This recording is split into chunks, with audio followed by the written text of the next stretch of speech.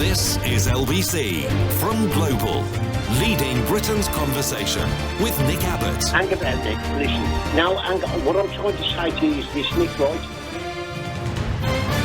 What the hell is going on? Britain is facing further disruption this weekend as floods and 60-mile-an-hour winds and torrential thunderstorms bring chaos. A little light wind and some moisture, and we fold like a paper napkin. If only we were like America, being led by somebody who knows about wind. I know a lot about wind. I know a lot about wind. A yellow warning has been issued for the north of the UK. Warning, warning. Forecasts of slow-moving, heavy, thundery downpours expected across Northern Ireland, Northern England, and guess where? Scotland. Specifically Glasgow. Travellers were hit by widespread disruption this morning as rail operators across the country battled wet and windy conditions. Trains were running at reduced speed, with many services delayed or cancelled. Also normal. Thousands of people were left disappointed. They weren't angry, they were disappointed. After severe weather, cancelled... Oh, come on, severe weather. This is ridiculous.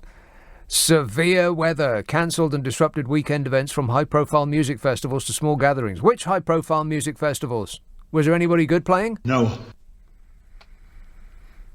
Was Ed Sheeran stopped mid-set? Let's hope so.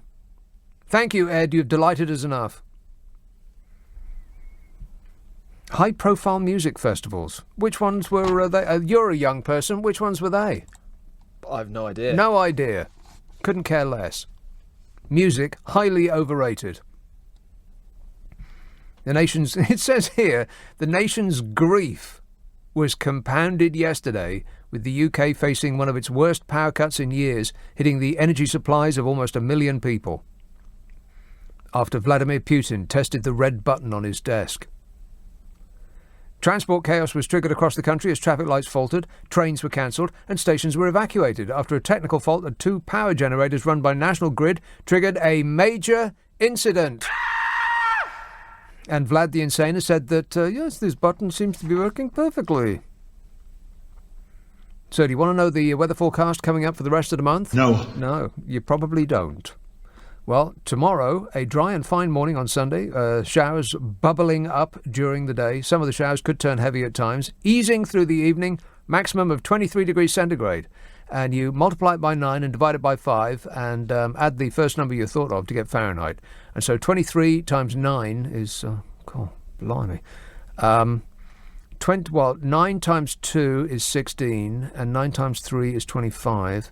So 16 and 25 is 1,625. Divide that by 5 is 1,000. It's like 300. And add 32. So 332 degrees Fahrenheit. Wow. That's quite pleasant. The outlook for Monday to Wednesday, scattered I'll just throw that in there and see if we can catch one. I'll just leave that hook dangling there and we'll see if we can catch a newbie, eh? The outlook for Monday to Wednesday, scattered showers and some sunny spells on Monday and Tuesday, a risk of wane on Wednesday. I hate wane on Wednesdays. And stronger winds towards the coast. And would you like to know what it's going to be like for the rest of the month? Of course not. No, you think. And furthermore... No. Summer is over. We had it on one day this year. Just one. From the 15th of August to the 24th of August, which is frighteningly near my birthday. Generally unsettled conditions for much of this period. Bands of rain, heavy in some areas, interspersed by bright, showery interludes across the UK at times.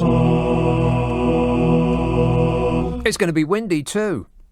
Any drier spells are likely to be brief and will most likely be in the south or the southwest. Towards the end of the period, there are some signs that longer, drier spells may occur, especially in the south, which is why it's more expensive to live there. Temperatures will be below normal for the time of year. Oh, no. Oh, come on. And for the end of August into September... Later in this month, and more especially at the start of September, tentative signs that high pressure could become more dominant across the UK. Ooh. which would mean longer spells of dry weather and more sunshine. Ah. And temperatures will be around normal for the time of year on the whole. But there is a chance of some more lengthy warm spells developing. We'll take it. 0345 am I off mic enough? 6060 You can text 84850. Email nick@lbc.co.uk. And if you're on Twitter, it's @LBC. Bad news, I've forgotten my chocolate Nesquik, so this shows it in the toilet for, right from the beginning. I am discombobulated. I didn't have my apple either. Peter tweets, this was before the news this came on. He's been on the air for 10 seconds and already he's hurling insults. Hey, Peter. Stop whining. David says, I'm sorry about the wind. I blame the car. Oh, come on now. Listeners with material. And Jane texts the first texts. Nick, the first day of Cows Week was cancelled today. Cows? 46 race starts cancelled, 800 boats affected, 84-mile-an-hour winds off the Needles. I couldn't care less. Who's remotely bothered? Unless that's an inconsiderate thing to say, in which case I withdraw it. I do apologise about that whole boat thing. Let's have a call in Uxbridge. Lewis. Oh, God. Hello there, Nick. Lewis. Yeah, just getting the chicken out of the oven. Oh, sorry. Hello there, you all right? Yes. Weather's taking a turn for the worse. Oh, I know. It's parky out, isn't it? Apparently we're getting a storm out. Well, you can tell with all the seagulls flying around. Yeah, no doubt. How's your week been? You know what all seagulls taste like? Bit like chicken. It's catching one that's the problem. They're on about adding tax to the meat, aren't they? I mean, I eat meat every day. I would die without it. You'd die? I would, honestly. I only have a fish Friday, and that's about it, because I'm Catholic. Have a veggie meal every now and again, for the benefit of the planet, Lewis. Force yourself. Well, exactly. I mean, your producers thought I was 45. I'm actually, in fact, 22. They just thought I was an old man that used to listen to LBC. Yeah, well, you sound a bit grumbly. That's all the cigarettes. What's this call actually about, Lewis? It's about politics. It's about the meat eating. It's about the weather. It's about talking to you, my best mate. Right, OK. Well, it sounds like we've covered everything so far. Excellent call. He had a list of topics he wanted to deal with, and we got them all done in about 20 seconds. It's a great success. We really have hit the road running, haven't we? No. Not really. 0345 6060 973. There's plenty to talk about, much of it concerning you-know-who and his already faltering steps to run this country. Yeah. Wait a minute. Yeah, so far, catastrophic. Awful. How's being Prime Minister working out for you so far, Boris? Oh, fabulous. Josh texts, it was Boardmasters Festival that was cancelled. What's that? The Isle of Wight. Oh, the Isle of Wight. Oh, that must have been fascinating. Boring. Boardmasters, what is that? That sounds like hippie surfer dudes. Groovy. He says, I'm still camped out down here. It was all booked. No problems. Well, it's cancelled, but that's no problem. OK. And Lawrence says, you have the same birthday as my mum. Come and have a party in Folkestone. I won't. Although Folkestone is a great place. I thought it would be horrible when I went to Folkestone. Because, if you just hear the word Folkestone, you see it written down, you think, ugh. I don't know why. It's been inveigled into my brain. But Folkestone is just not a nice place. And I've come to that conclusion based on no information of any kind whatsoever, which is the modern way. Nobody's interested in facts anymore. It's all about feelings now, baby. And so before I went to Folkestone, I thought, well, it's bound to be horrible. But I'm running out of South Coast tourist resorts to go to. You can only go to Brighton so many times. And Eastbourne is an unalloyed delight. But I've just been there. Up on the hill there, overlooking everything. It's like Lord of the Rings scenery up there. It's fantastic. And Hastings is also lovely. Not much to do there, though. A little bit, not much. I like the pier. Shame about the forthcoming amusement arcade. Are we amused? No. No. But I've never been to Folkestone, so I thought, well, I'll give it a go. It's great. This is turning into an advert. Everybody should go to Folkestone. Drop everything right now and go. It only opens at the weekend, mind. I think it opens from about Thursday to Thursday, Friday and Saturday. Other than that, it's shut. But if you can go on one of those days, then I think you'll love it. This text says, you have no sympathy for the aristocratic boats at Cowes. Yeah, no, nor the tax dodgers that live there. Zero sympathy. As much sympathy as they have for us poor dopes who actually do pay taxes. We appreciate your efforts. Thank you. Yeah. Let's have Greenwich, Chris. Hello? Chris. Oh, was that Greenwich Chris or Shooters Hill Chris? Is it not one and the same? I suppose they are, really. Chris on the Shooters Hill. Yeah, complete contrary to the phone call that I made the other week about my mum passing. I don't recall that. Was that this show? It was this show. It was a little while ago, but I've ended up discovering how to make my own electronic cigarette vape liquid. Okay, that's probably not a good idea. Why? Where do I even begin? Why? Well, it may explode in your face. Putting something in your mouth and inhaling burning fumes, not a good idea. I mean, do you want me to go on? It's a totally safe device. Oh, well, you should have said safe. Yeah, safe. One of these non-exploding electronic cigarettes. Well, that's a relief. It doesn't explode at all. All the parts are well held together. Yeah. So far. I used it using... Now, this is the danger. I wouldn't put it anywhere near your face, though, Chris. No, definitely not. Well, near the mouth. No, well, is your mouth on your face? It's on the face. It's near, yeah. Mm-hmm. So I'm just testing it as we speak. Yeah. And it's delicious. And it's made out of quince. Quince? Quince, honestly. Right, so so the vapor is made out of quince, and the rest of it's made out of cheese. Well, that sounds lovely. Cheese and quince go hand in hand. Don't they ever? Yeah. I've just never set fire to them. That's all. But then that's on me. Yeah, I've got no idea where that was going, Chris. But it's just somewhere. I do know this. It's where I don't want to go. This show has made no sense at all so far, has it? But what I do know is that it's not my fault. This show was like this when I got here. 0345 6060 973. You can text 84850. Email nick@lbc.co.uk. And on Twitter, it's at LBC. I want to talk about Boris's plan for punishing prisoners and the army shortages and your holiday surcharges and scientists versus Boris. So that's a pretty good start, ain't it? 0345 6060 973. Friday and Saturday night at 10. Nick Abbott, LBC. This is LBC with Nick Abbott. Call 0345 6060 973. Tweet at LBC. Text 84850. Would you mind telling me what this is all about? No idea. Dee says, I shall be having hip surgery on your birthday. Think of me. I won't. I shan't be able to dance for a while. Hey Dee, you dancing? I'm asking. Martin tweets, if cows are contributing to global warming, wouldn't it be better off eating more of them?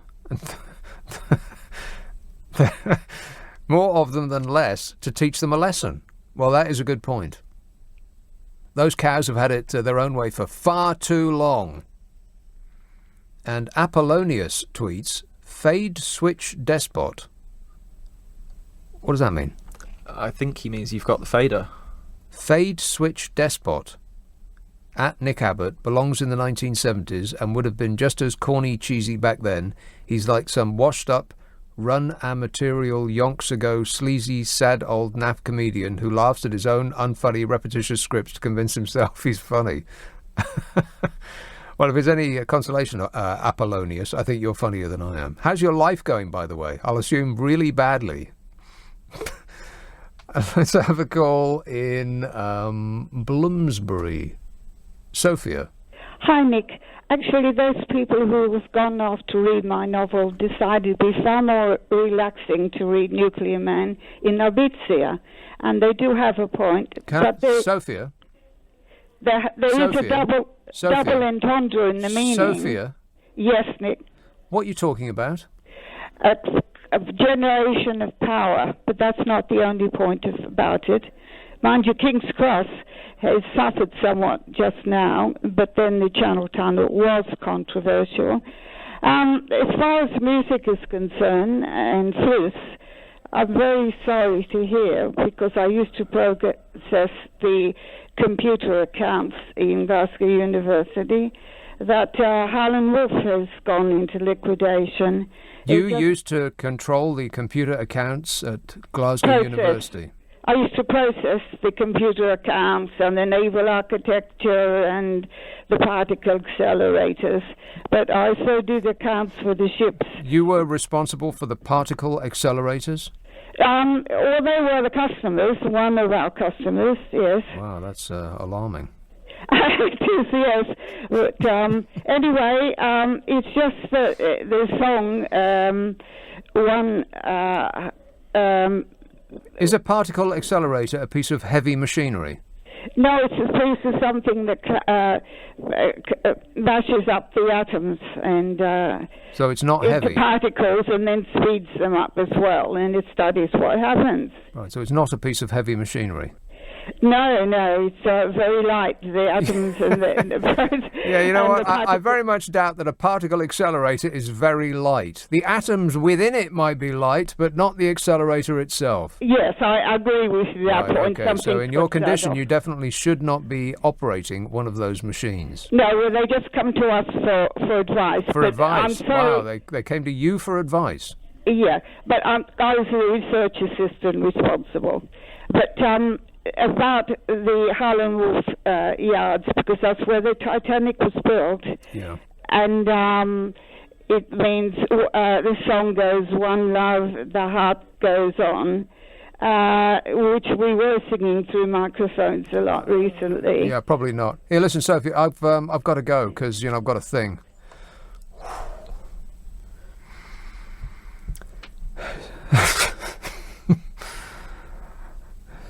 Oh, I've just had the wind knocked right out of me. Boris Johnson is considering plans to make criminals earn their release from prison as he prepares to announce a crackdown on crime next week. Is considering? What does that mean? He's considering plans to make criminals earn their release. What? So after 9 years of typical Liberal Labour failure on the war against crime, thank goodness the Conservative Party are back in power to save us. Oh no, that's right. Everything they're saying that they're going to save us from are things that the Conservative Party themselves have caused. But don't forget to be afraid of a Corbyn leadership. The bearded Beelzebub. A major report written by a former policing minister proposes a raft of criminal justice reforms, including more honest sentencing and an end to the automatic release from jail. Well, good luck with getting that through the courts. The automatic release from jail. So if I go down for 5 years, then it could be at Boris Johnson's pleasure whether I get out in 5 years or not. Lawyers are rubbing their hands in glee at the very idea. A major report written by a former policing minister proposes a raft of criminal justice reforms, including honest sentencing and an end to the automatic release from jail. Tory MP Nick Herbert, for it is he, chairman of the Project for Modern Democracy think tank. Wow, I don't like the sound of that. That sounds pretty evil, don't it? It probably isn't. Not in any way. It just sounds that way. The Project for Modern Democracy. It's a think tank. Oh, you know what? I can only dream of being asked to think in a tank. Wouldn't that be wonderful?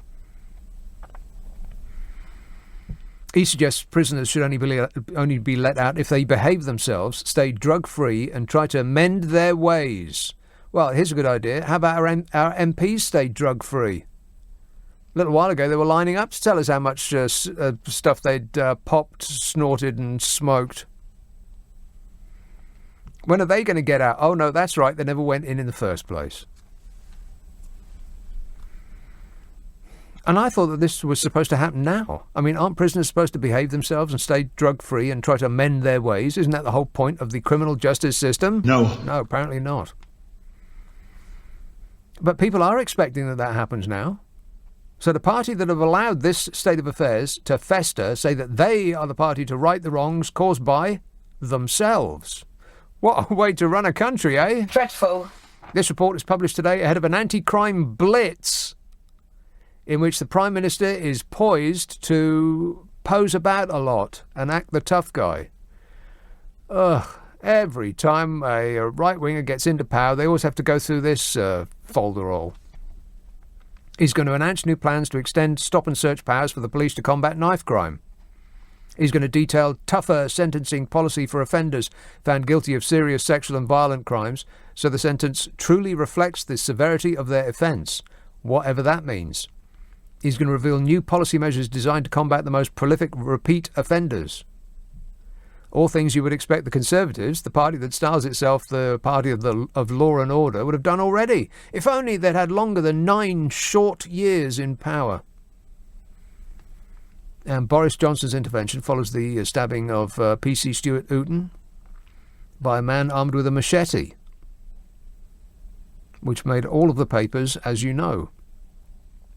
Tory MP Nick Herbert, chairman of the Project for Modern Democracy think tank, calls for a string of radical reforms to the justice system, a new public safety strategy to combat rising crime. And what is his field of expertise pertaining to the criminal justice system, I hear you ask? Well, he was once head of public relations for the British Field Sports Society. You know, the hunting, fishing and shooting people. So there's that. Maybe the plan is to give the perps a head start. Just enough time for a stiff tot to climb into their +4s and then start blasting away. Mr. Herbert proposes wider use of facial recognition technology and a national cyber constabulary to tackle crimes committed online. And how will we pay for this? By taxing internet giants. Warning, warning. Uh-oh. Big problem. Because Jaffa the Hutt has been quite clear on that. It's on his list of things that he has thought up off the top of his orange head to get a huge and tremendous trade deal with America. We must now toe the American line on Huawei. We must do what they tell us regarding Iran. And we must absolutely not now, not ever, never tax the American internet giants. He's been very clear about that. You wait till the screaming Mimi hears about this. You're going to have to do a lot more sucking up, Boris. I think Donald Trump is clearly out of his mind. Yeah, I bet he still hasn't stopped apologising for that. On sentencing, he says the court should introduce more honesty in sentencing, with judges informing victims of the earliest possible release date for offenders. He says longer jail terms should be targeted at the most prolific and dangerous criminals. Yeah, well, you've got to catch them first. Instead of being released automatically at the halfway point, or even earlier in some cases, offenders should have to comply with prison rules. Don't they already? They don't have to comply with prison rules. And they should join rehabilitation programs before they can get out. A system of earned release will, the report argues, help keep order in prisons and encourage inmates to mend their ways. And that's all nice and sensible. So much so that most of us are stunned that after 9 years of Tory rule, that's not the way things are done already. But they're not. Partly because we don't have the jails to put people in. That's why they get let out early, because we ain't got the places. So as well as bailing out multinationals that will complain that if we leave the EU with no deal, that we'll have to give them millions of pounds just to make them stay, and the extra money for the NHS and the extra money for the North and for the police and the railways and the infrastructure and all the other things that Boris has promised to chuck about like a drunk Santa Claus. Now we're going to spend more money that we haven't got on building more jails. And how long is that going to take, by the way? Or is that just one of those pesky details? Yeah. Wait a minute. And this Mr. Herbert also proposes a semi-custodial sentence that could replace some short sentences. Now, people aren't going to like this. Instead of going to jail for 6 months, criminals will be allowed to stay out of jail, which rather goes against the grain here, don't it? Stay out of jail during the week and go to jail at the weekend. Where you get to relax, have a nap, put your feet up, and someone will cook your food for you. Anyone who broke the rules would automatically be hauled back in jail full time, he says. Mr. Herbert says too often sentences fail to reduce reoffending, with criminals receiving one conviction after another, yet fewer of these hardened offenders are now being sent to jail. And that's in direct contrast to a country like, let's pick one of them perfect countries like Norway, for instance, whose recidivism rates are way lower than ours. And they do that by having a policy that doesn't lock people up for ever longer periods of time just to appease the mob that shouts the loudest. They're less stick, more carrot, but that's not the British way, is it? We stick with the policies that don't work and just double down when their failure is called into question, like with marijuana, for instance. I mean, at least the new regime isn't as daft as reinvigorate the war on drugs. In other news, Home Secretary Priti Patel warned Chief Constables not to turn a blind eye to cannabis offences. Oh, no. Yeah, because if at first you don't succeed, try doing the same thing again and again. That'll work. 0345 6060 973. Nick Abbott, LBC. Nick Abbott on LBC. Call 0345 6060 973. This is absolute tosh. Gaza says, I see in other news, Mr. Richard Brain has emphatically won the leadership contest within UKIP. I know very little about the gentleman, save that he doesn't like excessive formality and prefers to be called simply... Well, I think you can figure out the rest of that. Richard Brain, eh? And I thought you were just kidding, but that apparently has just happened. Richard Brain, and a name that I am not making up, has been elected as the leader of UKIP. Ah. Does anybody care? No. UKIP was just the Nigel party. He's left that band and he's gone and joined another band, and all of his fans have just followed him right along. I'm a nutcase. In a ballot of members, the chairman of the party's West London branch received over half of the votes. Wow, so like 4 out of 6. That's more than double that of his closest rival, Freddie Vachha. V-A-C-H-H-A. Vachha. He was second with 20%, followed by, who cares? Richard Brain was the favoured candidate of former leader Gerard Batten. He stood down after the party was wiped out in May's European elections, hemorrhaging support to Nigel Farage's Brexit party. That's because they were just Nigel fans. People keep going on about, the Brexit party has just come out of absolutely nowhere. It's an incredible political story. No, it isn't. It's just Nigel fans. UKIP used to be the Nigel party, and now the Brexit party is the Nigel party. Joan says, I thought Boris was made Prime Minister, but apparently we should be saying PM Cummings.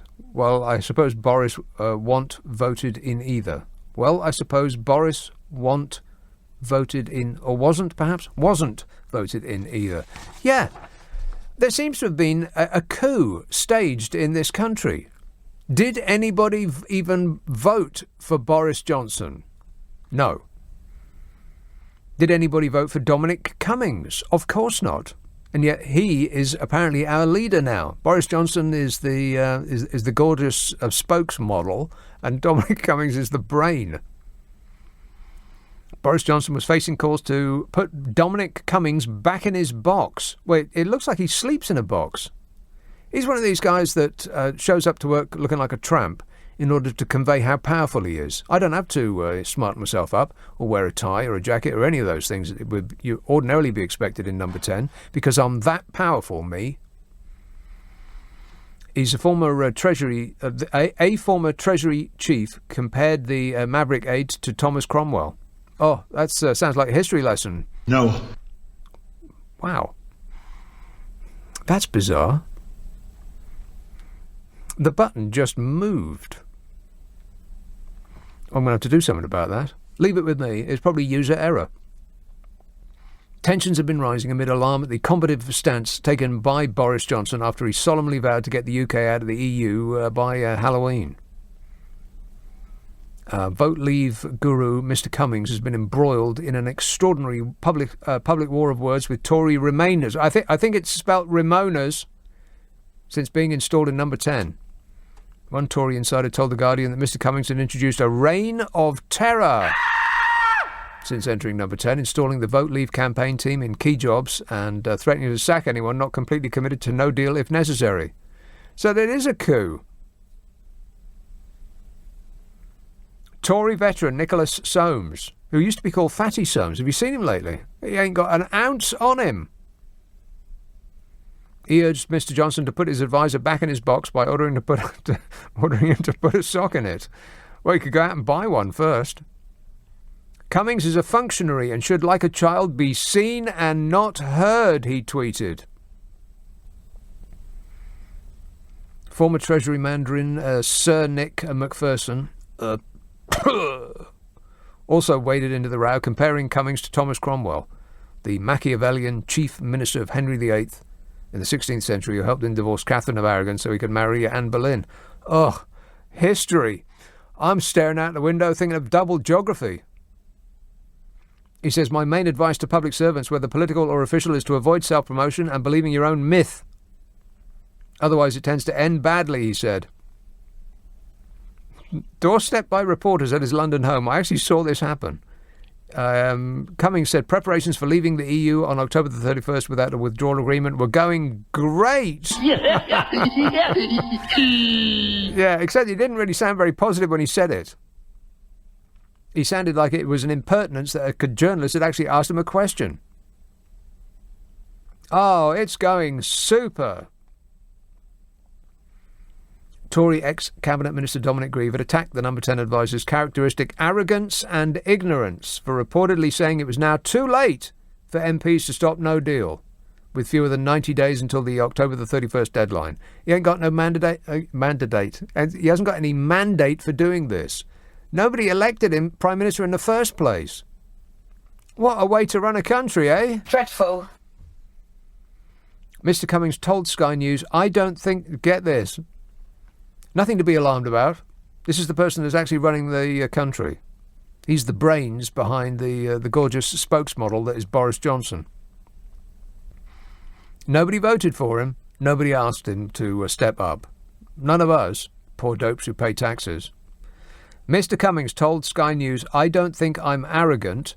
I don't know very much about very much. Wow. Well, it's a good job you haven't got an important position then, ain't it? He said, the simple thing is the Prime Minister believes politicians don't get to choose which votes they respect. That's the critical issue. Well, you know what? That is the critical issue.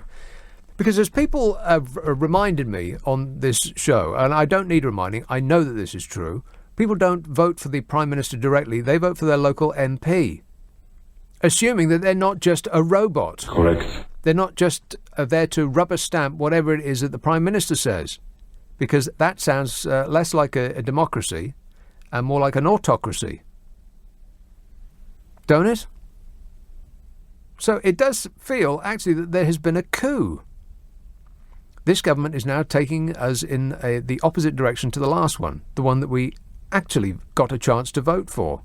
And nobody voted for this. No one. We weren't allowed to. God, what's happening is just absolutely incredible. Getting a lot of texts about Richard Brain's abbreviated name that can't be read out on the air. Yeah, stop it, people. Let this be your watchword. Be polite. Always. But, I mean, he is asking for it, though, isn't he? Is that his real name? That's the name that his parents gave him. Okay, then.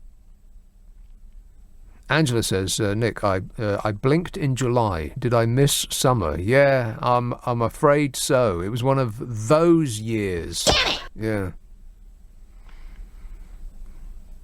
It's like when we had that nice day in February, we thought, oh, finally it's here. After 3 months of unpleasantness. Summer is here and we can put all of our woolies and pulleys away. But that wasn't true, any more than it's true if we get a nice day in March that this is summer, except for last year. And there was one a couple of years ago, and of course 1976 was superb, where it got hot early and just continued to get hot. That was marvellous.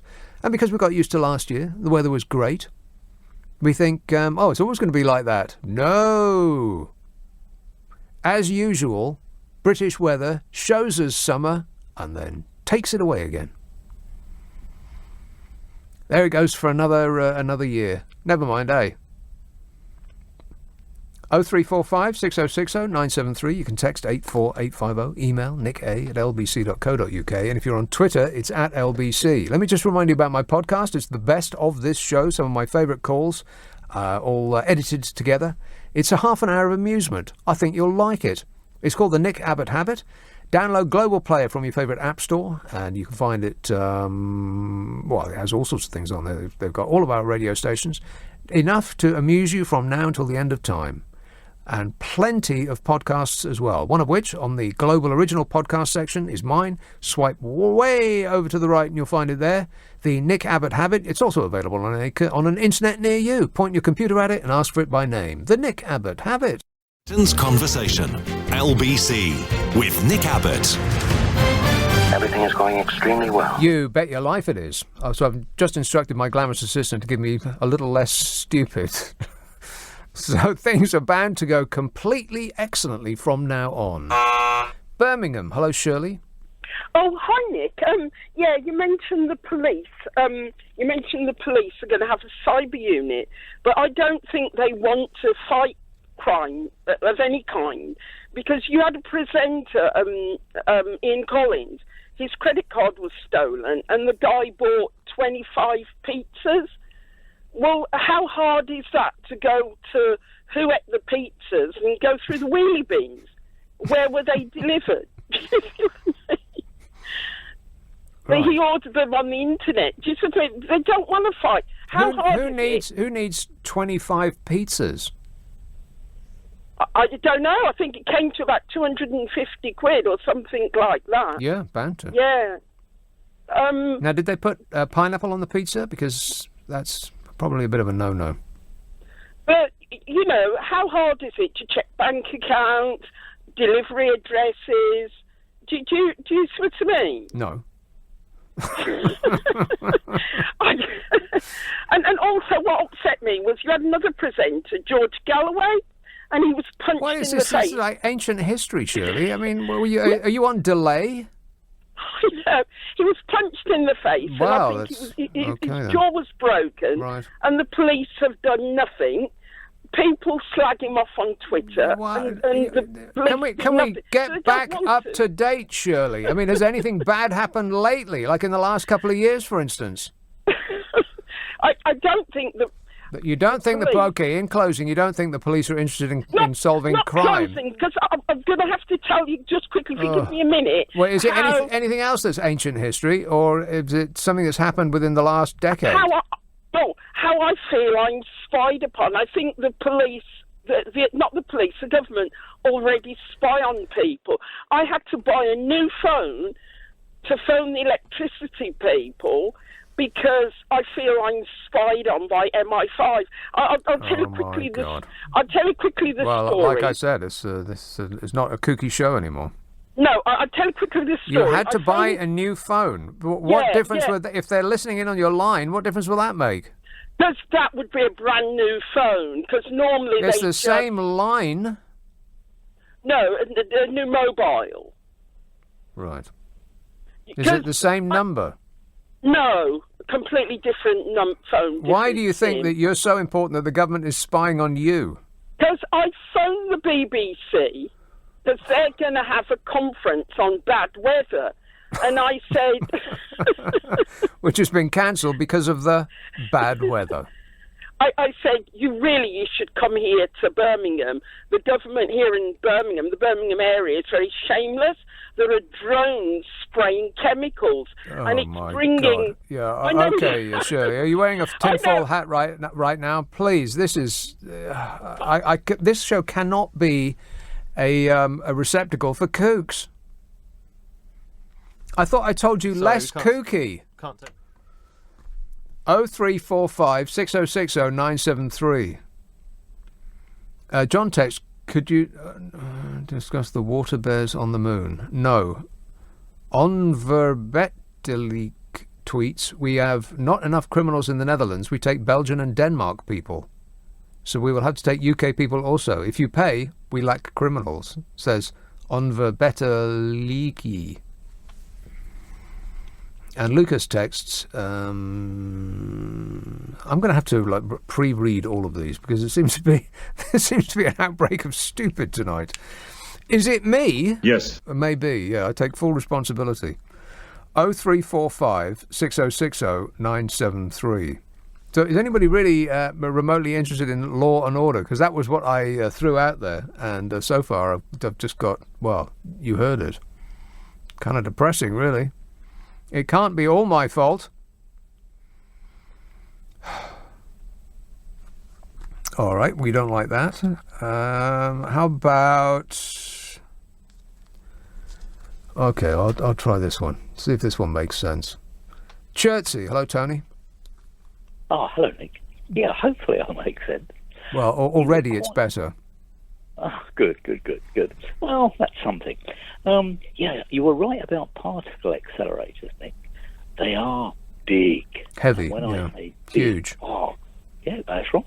There's one, the really big one, and it's called large because it is big, stretches over 2 countries. Yeah, Switzerland and some other country. Yeah, that's right. Yeah, what is it? Switzerland and... Germany, France. Probably. One of them. Anyway, that's 10 kilometres in diameter or something. Yeah, that space hippie works there, doesn't he?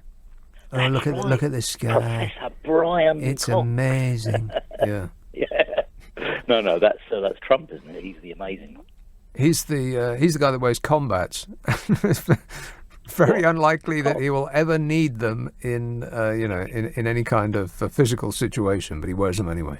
Combats. Yeah, right, yeah. What's this about the Project for Modern Democracy then? Who thought that one up? I've got no idea what they are, but it sounds like the sort of organisation that James Bond would be fighting against. Yeah. Yes, and talking of fighting, I've been up to Birmingham. It doesn't seem that bad. I like Birmingham. Birmingham's got some very nice parts, like what they call the jewellery quarter, the artist quarter. That's very nice. There's a big square there with a church in the middle. The Royal Society of Birmingham Artists, or whatever it's called, has got a thing there. Yeah, it's good. Yeah. They've got a nice museum with a lot of the romantics in there. I've been to the Science Museum there, which I thought was brilliant. I didn't know they had one. They've got an excellent library. Oh, they've got a viewing platform at the top and balconies halfway down, and they've got a cafe. I think they've got some books. Right, yeah. Real books, though. Yeah, I'm not sure about that, but I know that they've got a cafe. Yeah. Well, that sounds worth a visit then. Yeah, let's tell you, I think, how did you get there, Nick? In your car that doesn't work? No, of course not. Right. No, on the train that does work. Yeah. You go off peak and it costs you about £5. It's marvellous. Because if you go peak, then it costs you more than it would cost to get from here to the moon and back. Yeah, or even perhaps more than it costs to build the Large Hadron Collider. Yeah, exactly. Yeah. Have you ever tried this method of booking a rail ticket way in advance, where it's supposed to be cheaper, a lot cheaper? No. Well, I never know when I'm going to go. Mostly it's last minute. Yeah, same here. Something needs to be done about the rail network, I think. Well, Making it Jeremy Corbyn has got a pretty decent idea, which would gain majority support with the public. But that's one of those ideas that will never come to pass because people think he's a bearded nutcase. Or that's the message that has been rammed down our throats ever since he hoved into view, ever since he ceased to be a backbencher. Right, yeah. Everything that he says, not everything, but most of the things that he espouses actually do get majority support with the general public. More so if you don't tell them that he is saying it.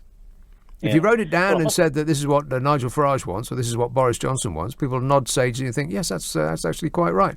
renationalise the railways, tax the wealthy a little bit more, redistribute income. And then people think, that's a great idea. And then you tell them that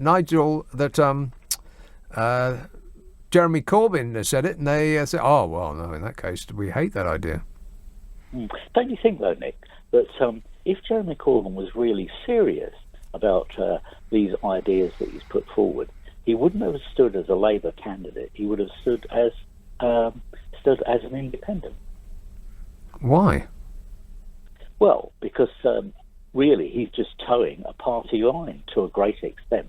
He's sitting in the opposition benches, experiencing all that Westminster can supply in terms of pleasure and all that sort of thing. Yeah. Oh, yeah. Are you talking about Jeremy Corbyn? Yeah. There's one thing I was going to say to you, Nick. You once said that... But back up, though. I fail to understand why what Jeremy Corbyn says it does not represent what ordinary people in the street would consider to be Labour policies. Well, what I meant was, if he would really like to carry those policies through that he's expounding, then he wouldn't be a member of the Labour Party. He would have stood as an independent. Why? Because in that way, it's different, isn't it? Hold on, let me gather my thoughts for a second. It does make sense if I say it in the right way. Well, not so far. So try another way. All right, another way. Well, because he is a member of the Labour Party, in fact, he is the leader of the Labour Party, he must toe the party line. But he decides the party line, being the leader. Mm-hmm. Doesn't he? Or is that Dominic Cummings' job as well? Well, I'll come back to you on this. So I think I do have right, you have a coherent argument. It's in there somewhere, right? Yeah. Right. Yeah. So So the Project for Modern Democracy. Now, to my mind, can we talk about the Project for Modern Democracy? Well, in brief, yes. Okay.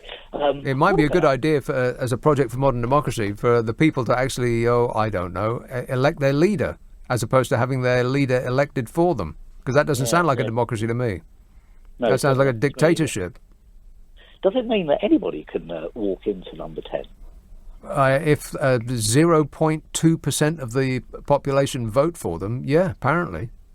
I wonder if Boris will be using his nearby public house as a local. You know the Red Lion? That's his. Well, it's close, isn't it? I mean, you can't get much closer to number 10 than that. Do I think he'll be using that as a part? I don't know. Does it have subsidised beer? Probably not. So the answer to that is almost certainly no. Apparently, David Cameron did go in there. Really? Well, it's another excellent reason to give it a swerve. We're still not missing you, Dave, by the way, but we know where to find you if we do. You'll be in the shed where they keep the tools. Thanks, Tony, for whatever that call was about. Can we go back to the beginning of this hour and start again? You know, the army has been hit by a recruitment crisis. We don't appear to be able to do anything. We are... everywhere you look in this country, there is a crisis that is being illuminated by the new regime, almost as though they themselves have had nothing to do with creating it. So I'll talk about that as well as we come back. 0345 6060 973. Nick Abbott, Friday and Saturday night at 10, LBC. This is LBC from Global, leading Britain's conversation with Nick Abbott. Hello.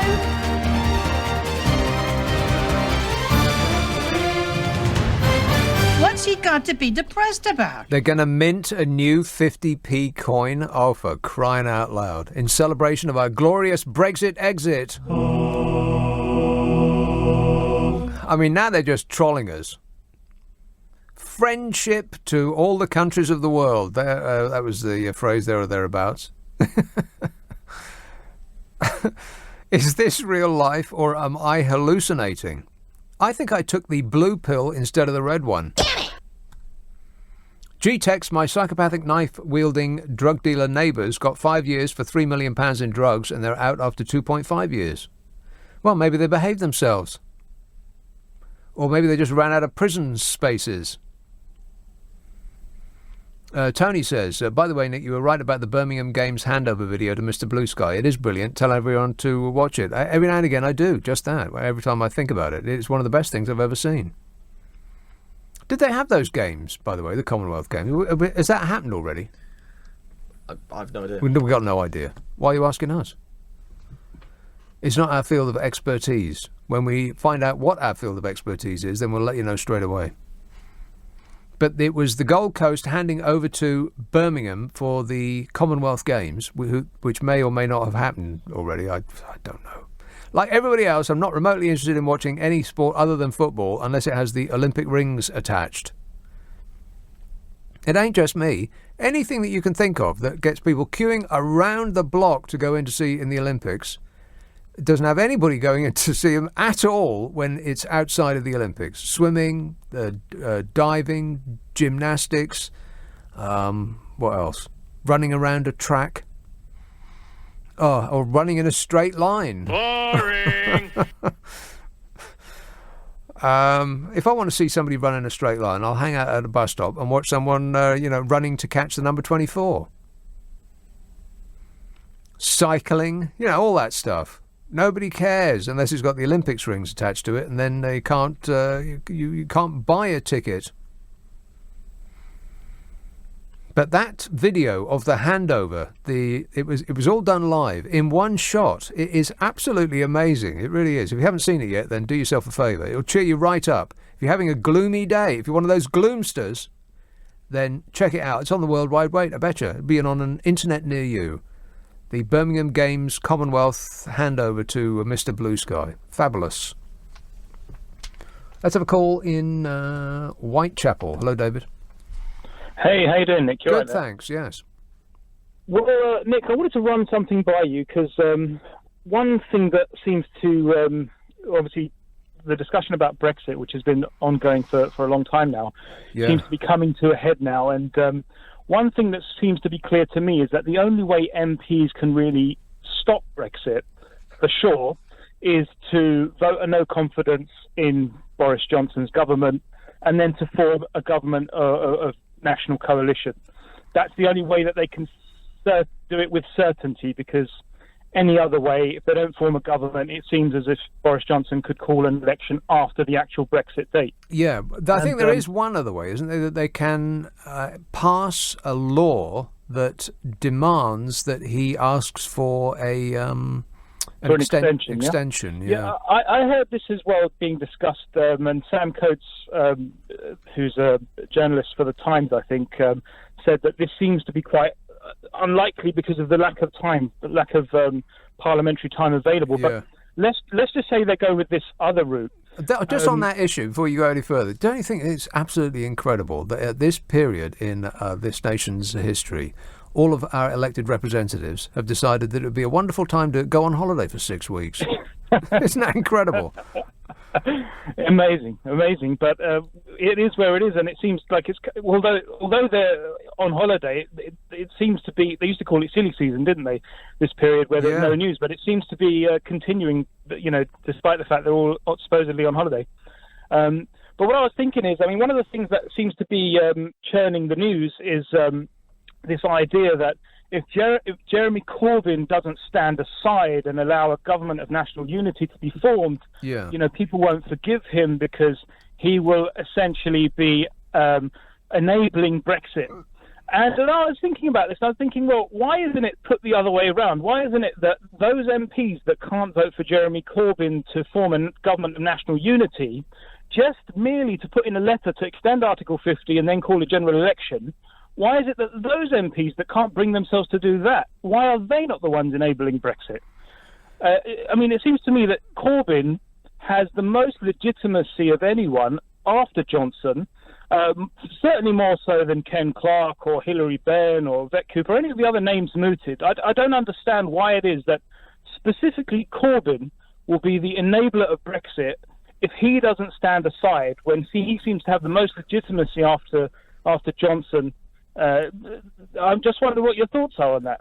Well, I think, don't you find it, have you ever seen anybody attract so much opprobrium from the press than Jeremy Corbyn? I mean, with the exception of murderers and people like that. Can you think of another politician, one single one that's attracted so much negative press, like a tsunami of ire from the nation's right-wing press? It's just amazing. What's incredible is that they haven't managed to bury him yet. But it's not just the right-wing press either. I mean, it's people that, supposedly left-leaning who really have got, seem to have something against Corbyn. I don't know if they've, I'm not sure what it is, but a lot of people, and he's mostly silent. He doesn't respond to his detractors much. And maybe that's, I don't know. I mean, maybe he thinks he can't win whether he says something or doesn't say something. I don't know. Maybe he could do more, but it just seems to be growing and growing, the animosity towards him. It does. But I think it took them a really long time. And I think it has come from a vanishingly small number of press barons who don't want somebody in power who has said that he will look at the concentration of ownership of news outlets in the hands of a very few non-dom press barons. That's what started all this, I'm sure of it. And they levelled their cannons at him and have been pummelling him ever since, for years now.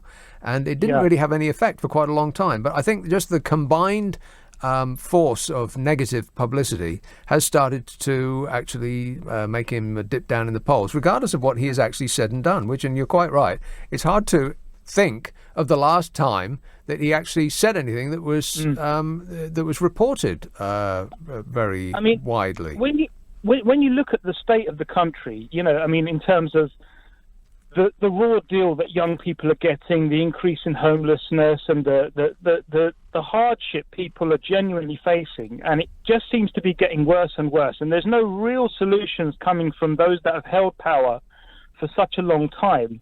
And this is the only guy that's saying, listen, we really need to redraw the rules of the game have got to change. And he's really seems to be, although he's, you could argue a little bit light on detail, but essentially he's saying, things need to really change. And yet I can quite easily see there being another election and we will vote in the same bunch of jokers or the same people with the same type of mindset. And then we'll keep moaning about how miserable things are. I mean, for God's sake, I think I'm going to move to, I don't know, to Scotland if they become independent. I was going to say one of the perfect countries like Norway or Sweden, one of those annoyingly perfect countries, perhaps. Well, I mean, I saw a documentary the other day about the social housing in, I think it was in Vienna. Where was it? Yeah, I think it was basically. I think there's a totally different attitude on some continental countries on social housing, and some of these social housing developments, council housing, essentially had large kind of large blocks of flats, but with their own swimming pools and gyms and places to shop. Yeah, so it's less like a punishment for not having been born lucky. Yeah, there's a completely different attitude towards it, and the point is that whereas in Redbridge, right, they're building these these temporary accommodation, which are the shipping containers. They look like shipping containers stacked on top of one another. Yeah. And they say, well, they're temporary units. They call them units as opposed to homes. Yeah. That's what we need is homes, But the only guy that's talking about really changing things is the guy that everyone seems to be saying is Satan. Is crazy, the bearded Beelzebub. Well, I get the feeling that the Conservative Party in this country is twinned at the hip is joined at the hip rather with the Republican Party in America, and both of whom seem to think that if you are not tremendously successful, it is your fault. And you should be punished for it and shamed, and you should not be given a leg up because it is your lack of effort that you haven't become a millionaire like we have, say the ruling class. And that attitude is very attractive and appealing if you are well off and have been lucky in life. But people who have been lucky in life refuse to accept that luck had anything to do with it. But of course, it has everything to do with it. Yeah. From the moment Absolutely. you're born, you have you either good or bad luck with every turn and every breath that you take. Were you born to parents that actually wanted you for a start? That were intelligent, that encouraged your learning, that actually were interested in you going to school and getting along in life. I mean, the luck starts before you can even speak, and then continues through your entire life. But and it's just it's just a bit alarming the way we are going, because we seem to be following America's lead with the Republican Party rather than the more caring example of the countries, like I said, Sweden and Norway and places like that tax their citizens more, but their citizens are happier. See, we seem to think that by taxing us less, that road leads to more happiness.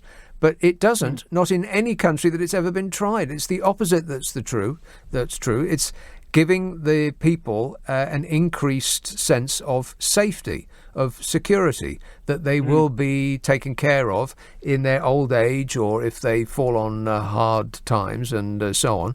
And they pay more in tax, but they get back a happier life. Wouldn't that be great? But that's not what the people who already have a lot want, because they're okay. They don't need the state to step in. I mean, if you've got £1 million in the bank or £100 million in the bank, then you're not bothered about the state helping you out. It's not even on your radar. You don't care about any of that. So you're not going to vote for it. And unfortunately, the people that would enact such policies are those who, for whom it would not help.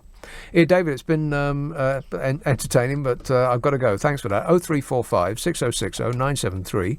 Friday and Saturday night at 10. Nick Abbot, LBC.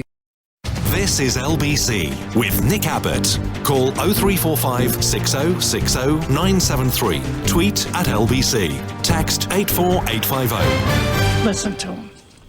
He knows everything. Let's have Blackburn. Hello, Scott. You were talking about the ruling classes. I don't think they're conservatives. I just think they're liberals that love money. They say all nice things about feminism and all the modern buzzwords, but they're just liberal fascists. Do you know what I mean? Modern buzzwords? Well, yeah, all the new buzzwords, trans inclusiveness and, things like that.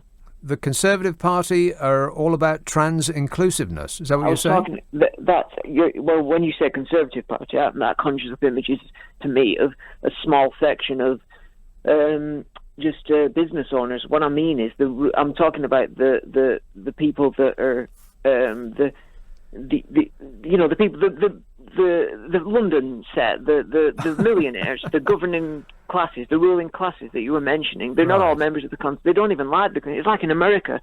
It's a con. They're not really conservatives. Well, it depends what you mean by who, by them. Are you talking about people in the media?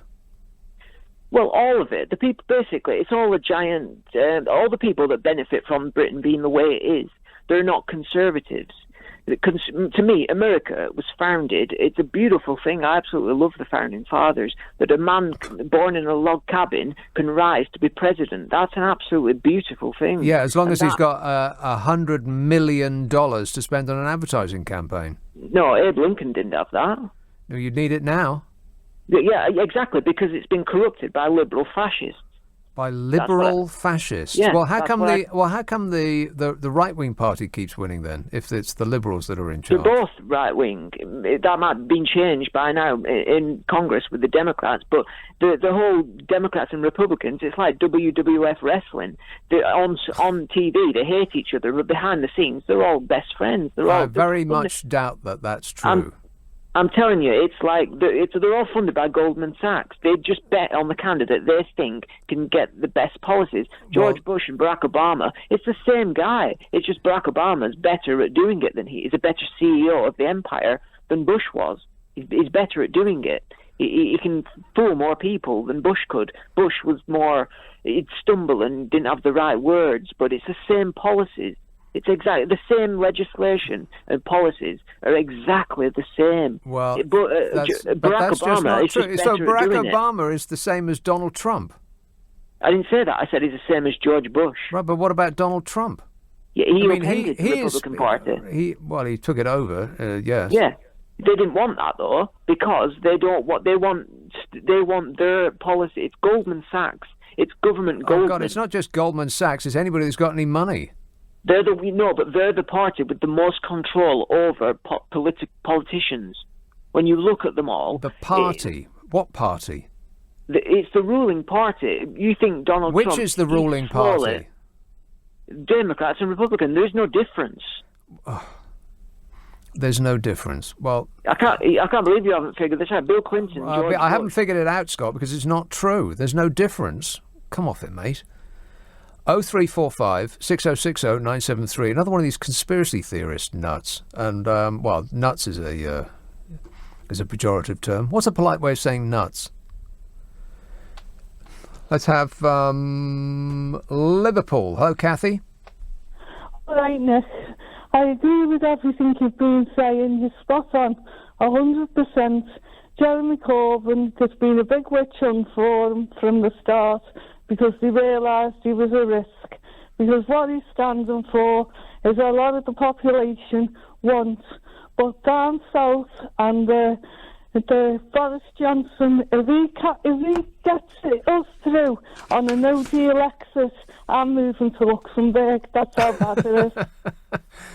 Kathy, it's very... Can I suggest you pick a different country? Luxembourg is probably lovely for a weekend. I thought I'd rather be in Luxembourg than sitting here listening to Boris Johnson talk a load of nonsense. They got lovely scenery. I mean, at least if a Luxembourgish politician talks a load of nonsense, they'll be doing it in Germany, in German. Yeah, I won't be able to understand. No, I just read the book and have a split. There you go. All right, thanks a lot, Kathy. Tony says, when we have left the EU superstate and everything is fine, will you and O'Brien be apologising to us all? Thank you. Tony, we haven't left yet and everything is going upside down and bursting into flames. Fine, it is far from the situation that we find ourselves in now. Completely unfounded gloomster Ramona fears that the British economy is on the brink of a recession has led to Boris Johnson preparing a bailout fund for at-risk businesses. What? Yeah, at-risk businesses. He's created a list of British employers considered most at risk of collapse in the case of a technical recession. And which employers do you think will be on that list? I mean, is it your local shop? The one that opens till 10 o'clock, 6 days a week? Probably not. No, it'll be international or multinational, rather, corporations who will form an orderly queue saying, well, if you don't give us a free factory and we don't have to pay tax for 10 years and here's an enormous never-ending list of our demands, or we'll leave. I mean, we've done that already. We're doing it now.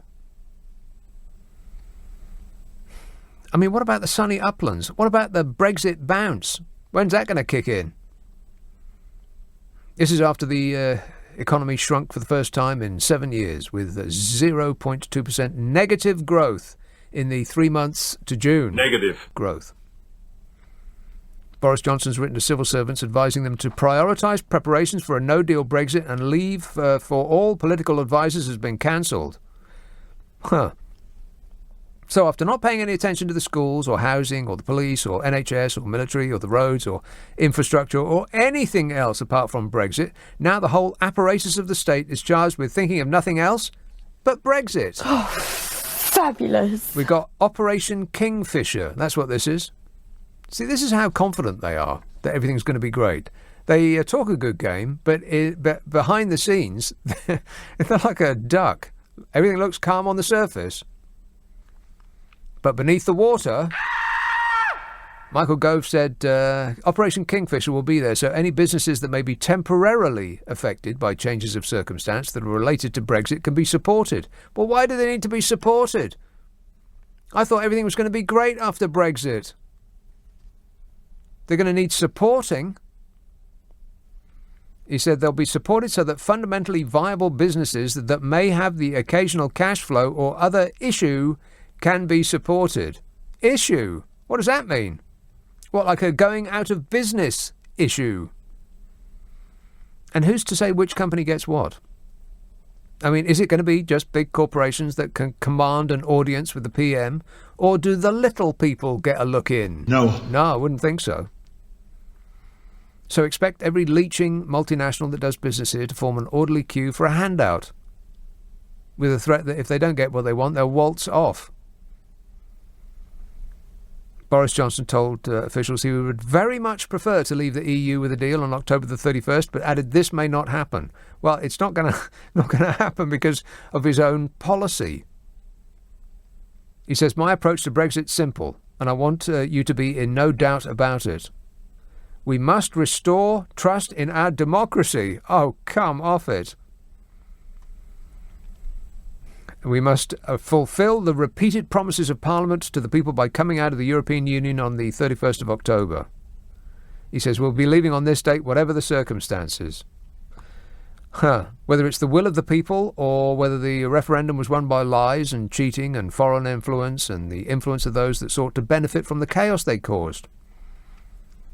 The people who funded the Leave vote the most have made hundreds of millions of pounds on the pound tanking. I mean, that alone should make Leavers pause for thought. Hang on a minute, we're being conned here, you might think. If it wasn't for the fact that everybody's got their fingers in their ears and that no one's listening anymore. We decided, based on no information of any kind whatsoever, a very complicated issue 3 years ago, and since then we can't accept any further information because it might cause a loss of face. And as for the democracy part, who's he kidding? He's an unelected leader who answers to an unelected head of state and is overseen by an unelected upper house. And the vote was won by 1/3 of the people on one day 3 years ago, and ever since that vote's been turned on its head. Democracy. Do me a favour. What a way to run a country, eh? Dreadful. Awful. So, no, Tony. When we've left the EU superstate and everything is fine, we won't be apologising because it won't be. It's already not fine. We haven't even left yet.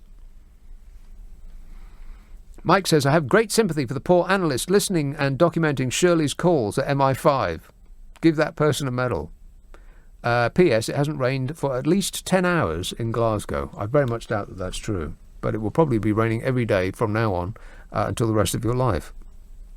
I can check, if you like, while you wait. Oh, no, I can't. My app's disappeared. Oh, well, that's very suspicious. It's normally right there on my phone, and it's gone. Huh. Well, the weather has been cancelled due to a lack of interest. But my guess is that it will be raining today and raining tomorrow and raining the next day and raining the day after that and the day after that and the day after that and the day after that in Glasgow. I'd lay money on it. Wet in Glasgow, cold in Edinburgh. That's usually the way it goes.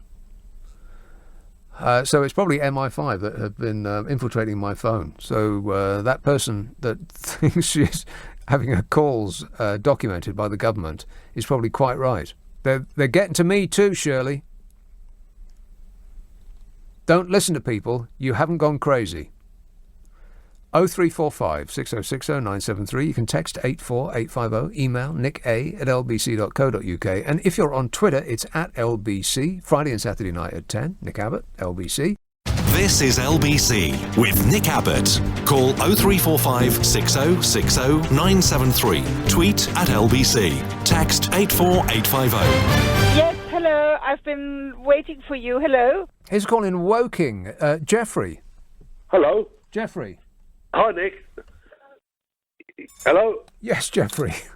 Yes, Nick. Apparently the army are having trouble recruiting. Yes. And I've got a couple of theories. Years ago, 30 or 40 years ago, I used to work and socialise with a lot of servicemen in this area. And most of them came from areas of the country where there was high unemployment. Yeah. You know, the north of England, Scotland, Ireland and Wales, and they couldn't find a job locally, so they joined up and, got sent all over the world. Yes. And loved it, Loved it. And then, of course... That seems a bit of an odd thing to say. Loved it. Well, they seem to, yeah. I mean, they made a career of it, and they had a regular job, regular food, nice cars in Germany, and went all over the world, and there wasn't too much going on war-wise at that time. Ah, right. Okay. So anyway, now we've supposedly got full employment. Yeah. That sort of area has been cut. And another aspect of it was, when a serviceman, someone joined the army, they did their 5 or 10 years, came out, went into a government job, and their pension carried on as if they were still in the army, you know? Yeah. Well, these jobs have gone now. The railway, the post office, jobs like that where it was a government nationalised industry, they would carry on their pension benefits. They would carry on. Yes, it used to be pretty much a contract, either written or unwritten, that if you went and did your duty and to protect the country, then we would take care of you afterwards. But now that contract's been broken, hasn't it? Yeah. I mean, it was almost guaranteed. If you come out of the army, you get a job in the police force, the fire service, post office, or wherever. Prison service. Now, the prison service, 20 years ago, they thought that ex-servicemen were ideal for the job of prison officer. Discipline, lock them up, throw away the key. Now, things have changed, and it's more this business of, rehabilitation, and soldiers aren't necessarily right for that. Yes. So they don't welcome them with open arms in the prison service anymore. No. I'm not sure what happens about the police, but there's a problem there. There are a lot of service personnel now are coming out of the army and they can't find a job, and they miss the camaraderie and the being looked after. They end up walking on the streets and homeless and no work and have trouble with drugs and alcohol and all the rest. I'm sure that there is a tendency to become institutionalised. Very much so. In other words, you have things done for, as you suggest, things done for you. You're told when to eat, when to wake up. You're given your food. You have your entire life structured for you, which is not the case when you leave. So, and I know that some people find it difficult reverting back to Civvy Street. To adjusting, that's right. And because of the so-called austerity, there's not the money to be spent on ex-servicemen and women that come out, and they find themselves, unlike other countries, they find themselves with no support or very little support. Yes, well, precisely right. And so a career in the armed forces is not as attractive as it used to be, and it's also less of a last-ditch choice, or like a final choice of actually working or just being permanently unemployed. Because, as you say, people do have, we do have what is called full employment at the minute. So there's that giant pool of people whose life is going away. So they think, oh, well, I've got no other option, so I'll join the army. That's how it used to be. I mean, people were desperate for work. They joined the army. They left their families, wherever it was, and came down to Aldershot, came down to Woking or wherever, joined up, and that was it. Yeah, which is not, I mean, I have a bit of discomfort about that. I mean, really, we want the army, the people that protect this country, to be mostly taken from the ranks of those who are desperate, who haven't been able to find any other career, and so that's their last option. But that doesn't really say very much for a life in the army, does it? Well, that's what it used to be, Nick. That's what people joined the army, not because they always wanted to be soldiers, but because there was no work locally for them. They had no other choice, That's right. But that doesn't say very much about us as a country, really, that's the nature of the job, which is among the most important in the land, and it's chosen almost completely from the ranks of those who have no other options. Well, it's also one of the most dangerous jobs in the world, Nick. And it's not everybody who actually wants to put their life on the line, Well, no, quite. Yeah. But you do so, and there's many other jobs that are equally dangerous, like being a lumberjack, for instance. Well, I know there's not much call for trouble. that here, but they're having their trouble. I mean, like the fire service and the police service. And once upon a time, if you came straight out of the army, you could go straight into the fire service or the police force. They waived the age limit in the fire service, for example. Well, so what's the solution then, Jeffrey? Well, I really don't know. We need an army. Obviously we need an army. I mean, all right, we're not waiting for people to invade our shores necessarily, but if one of our friends or allies have problems, we're going to be duty-bound to go out and give them a hand, so we do need an armed force. I suppose so, yeah. But fortunately, we don't have many friends and allies anymore. That is true. That is true, Nick. Yeah. So that's a little ray of sunshine on this otherwise dull and gloomy story. All right, thanks a lot, Jeffrey. Here's that story. The Army has been hit by a recruitment crisis with a shortfall of more than 2,500 frontline soldiers compared with the troop numbers in 2015. 7.6% deficit across the Army. But it's much worse with frontline combat units. They're operating 40% below their optimum strength. 40%! So if you're listening, Vladimir Putin, it'd be an excellent time to stage an invasion. All 16 regular regiments have shortfalls. The Scots Guard are worst affected. The regiment is 257 soldiers, and that's 37% below its target strength. Now, correct me if I'm getting this wrong, but the Tories style themselves as the party of law and order, and they've failed so badly that they're distancing themselves from what they've done on that score in the past 9 years. Now they're going to get tough on law and order, as though they haven't been in power for 9 years. And they're the party of the military, supposedly. That's the way they like to style themselves. And they've failed to keep an army and a navy that could protect a toddler's birthday party from gate crashers. And they're supposed to be the party of fiscal responsibility. They like to portray themselves like that as well. And the new Prime Minister is throwing money around that we don't have, like one of those drunken sailors that we haven't got anymore.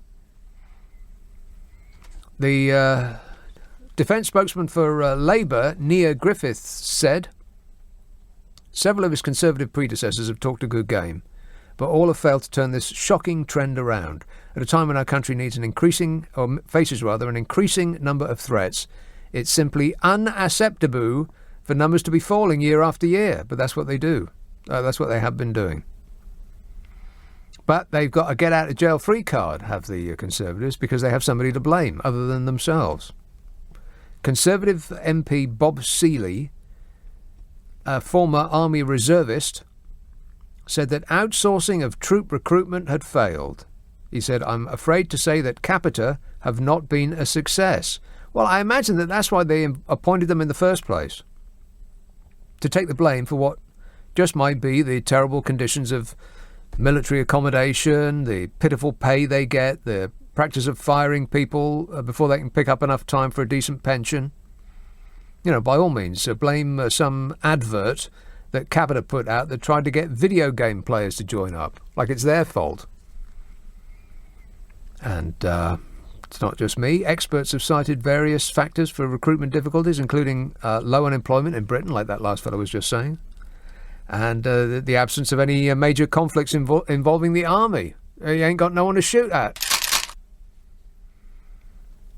There's also been problems of retention of personnel, underemployed soldiers having to carry out repetitive training exercises just to keep busy. I think the chief bad placement is apparently being one of those poor sods who have to stand outside one of the Queen's palaces. I mean, can you imagine how dull that is? One of her palaces or manors or castles, mansions, lodges, estates and other assorted homes, doing nothing but standing bolt upright, trying not to pass out. An army spokesman said the army continues to meet all its operational commitments to keep Britain safe.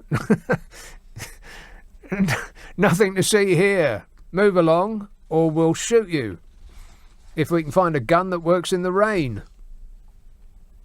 Okay, it also might go back to the fact that their kit is terrible. I mean, you can remember the boots that melted in the heat and the rifles that wouldn't shoot if they got a bit of sand on them, and military vehicles that didn't have any protection. That might have something to do with it as well, because they don't get treated very well when they do sign up.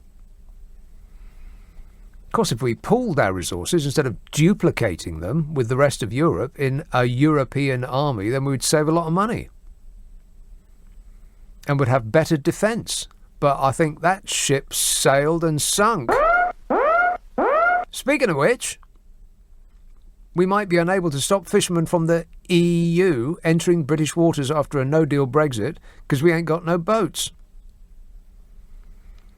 And we only know about this because of a mistake. An email mistakenly sent by the Department for Environment, Food and Rural Affairs said that the Royal Navy has got just 12 vessels to monitor our territorial waters, which are huge. It said there's a lot of uncertainty at the heart of government over how effectively Britain will be able to police its waters if we leave without an agreement. Uncertainty.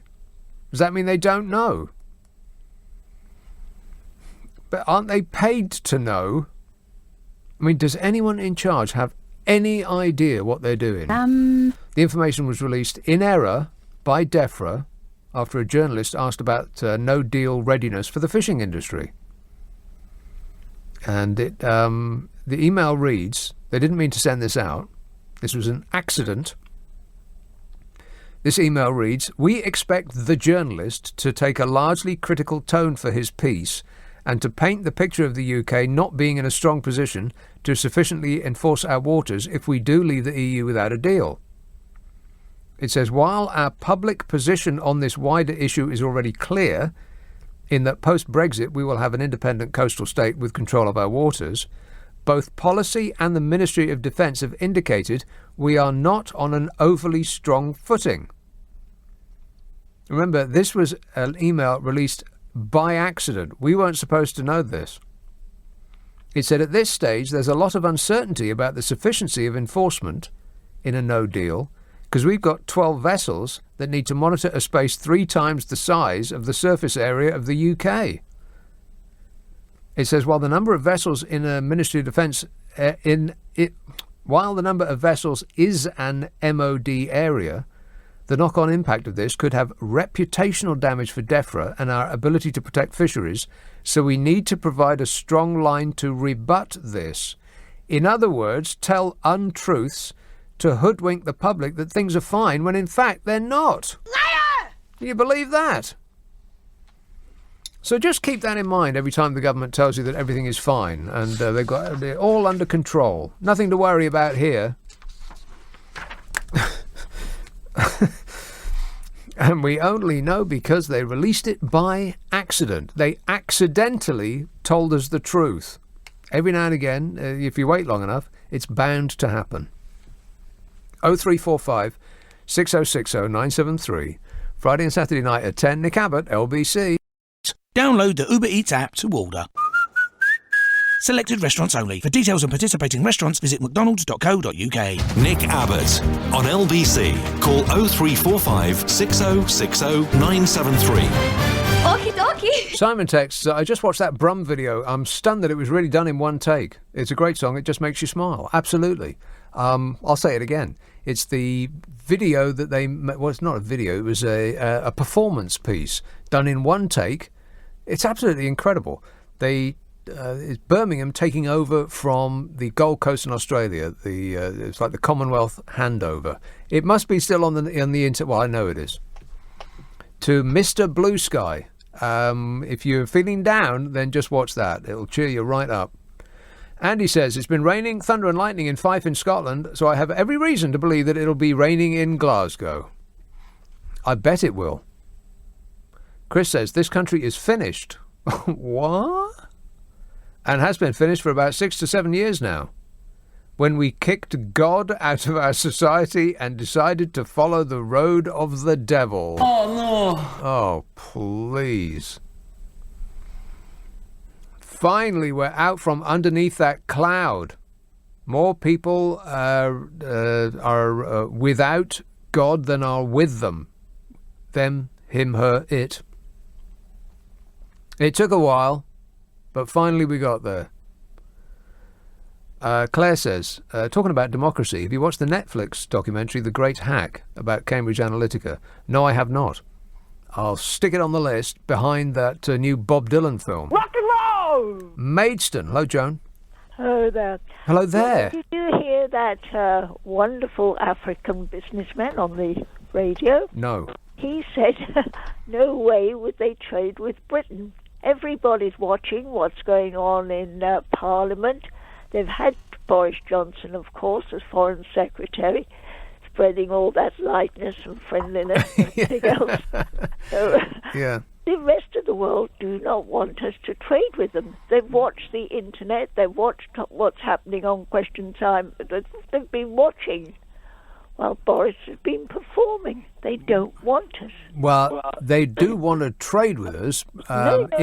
Yes, they do, in spite of Boris Johnson, not because of him. No, they said they do not trust him. Well, yeah. I mean, that goes without saying. Well, there you go. Who are you going to trade with if you don't trust them? Well, you trade with British business. You don't sign a deal with Boris Johnson, but you might trade with I don't know.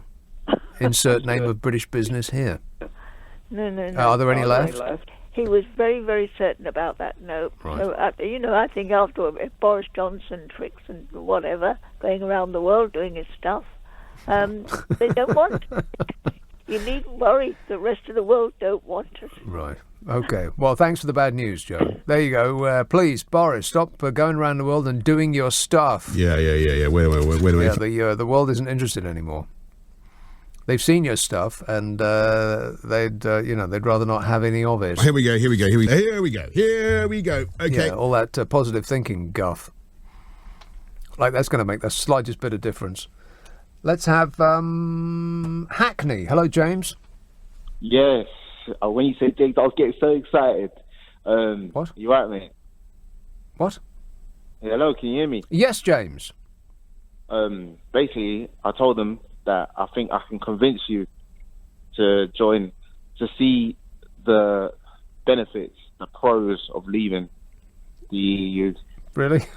Okay. Yeah, you ready? Best of luck. All right, cool. Drum roll, please. It's going very well so far, James. Yeah, I know. I'm trying. You certainly are. Well, firstly, let's just talk about the membership fee. I mean, in 2016 we paid a 13. Oh, for crying out loud! It's not just. It doesn't just go one way for a start, and to get the benefits of being in a club, you usually have to pay some sort of fee. And it's not a fee that has no reward. Right, and I didn't dispute that, but what I'm saying is such an obscene amount, we can put that elsewhere. Surely you can understand. Well, let me see if you can understand this. If you give me £10, and I put that £10 to work and give you back £100, is that a good deal or not? Remembering that you've given me £10. Now, would you concentrate on the £10 that you've given me, or the £100 that you got back?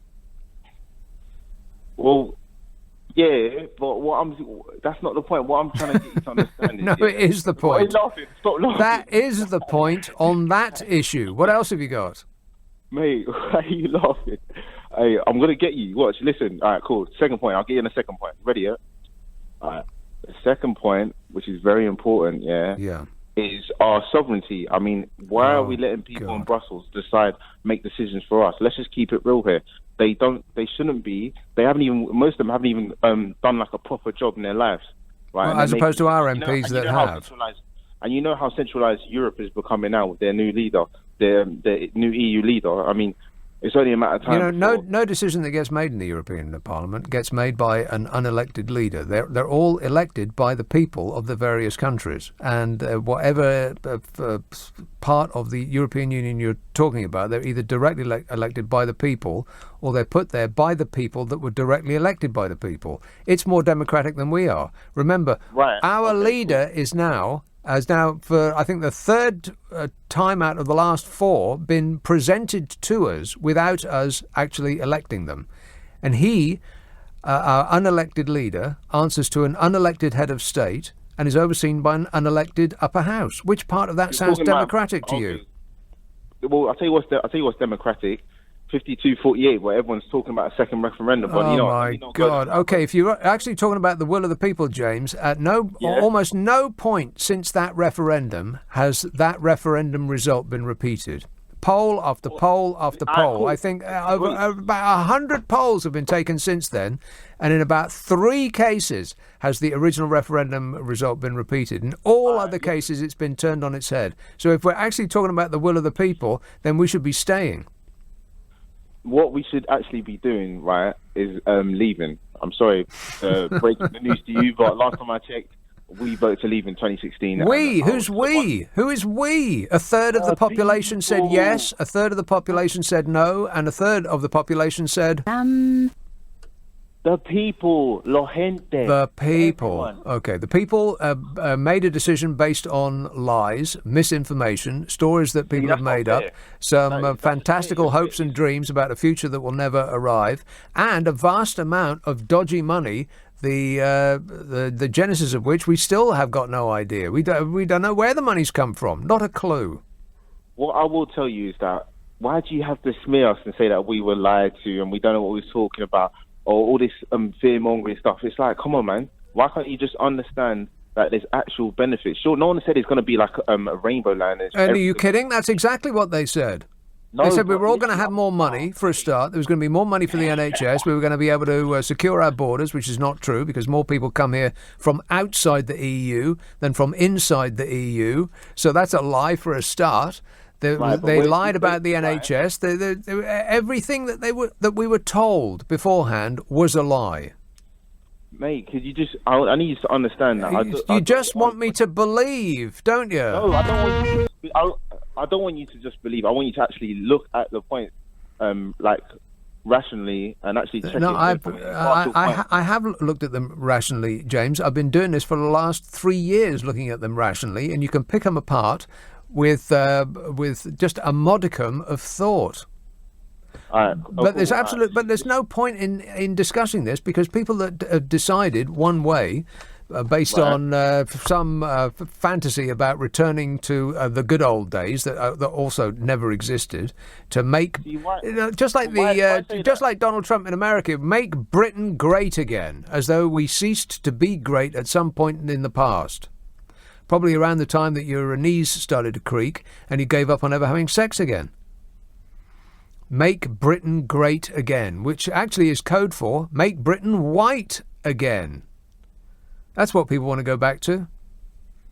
When people could enjoy cricket on the green and a warm beer at the weekends. And everybody wore white and you could park your car anywhere because there were nary a line. This is LBC from Global, leading Britain's conversation with Nick Abbot.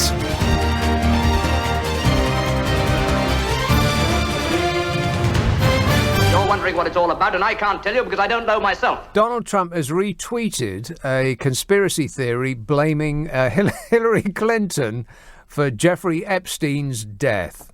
Are you kidding me? Yeah, he didn't like him. He was a terrible person. I have great taste in not liking him. Unfortunately, there's a little thing called writing things down that people say. In 2002, in a profile about Epstein in New York Magazine, Trump was quoted as saying, "I've known Jeff for 15 years. Terrific guy. He's a lot of fun to be with. It's even said that he likes beautiful women as much as I do, and many of them are on the younger side. No doubt about it, Jeffrey enjoys his social life," said Donald Trump. But, you know, that's just a fact, and nobody's remotely interested in those anymore. It's excruciating, ain't it?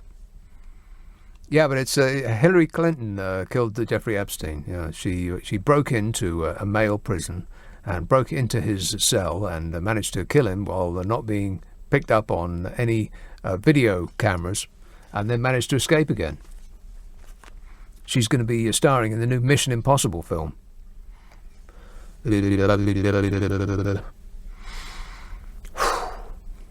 Sarah says, "I'm concerned about Ken, as we've not heard from him in so long. If Nick allowed him on air, all my fears would be assured." What, the guy with the Jesus hang-up? No. Not now, not ever, never. Well, maybe. But not now.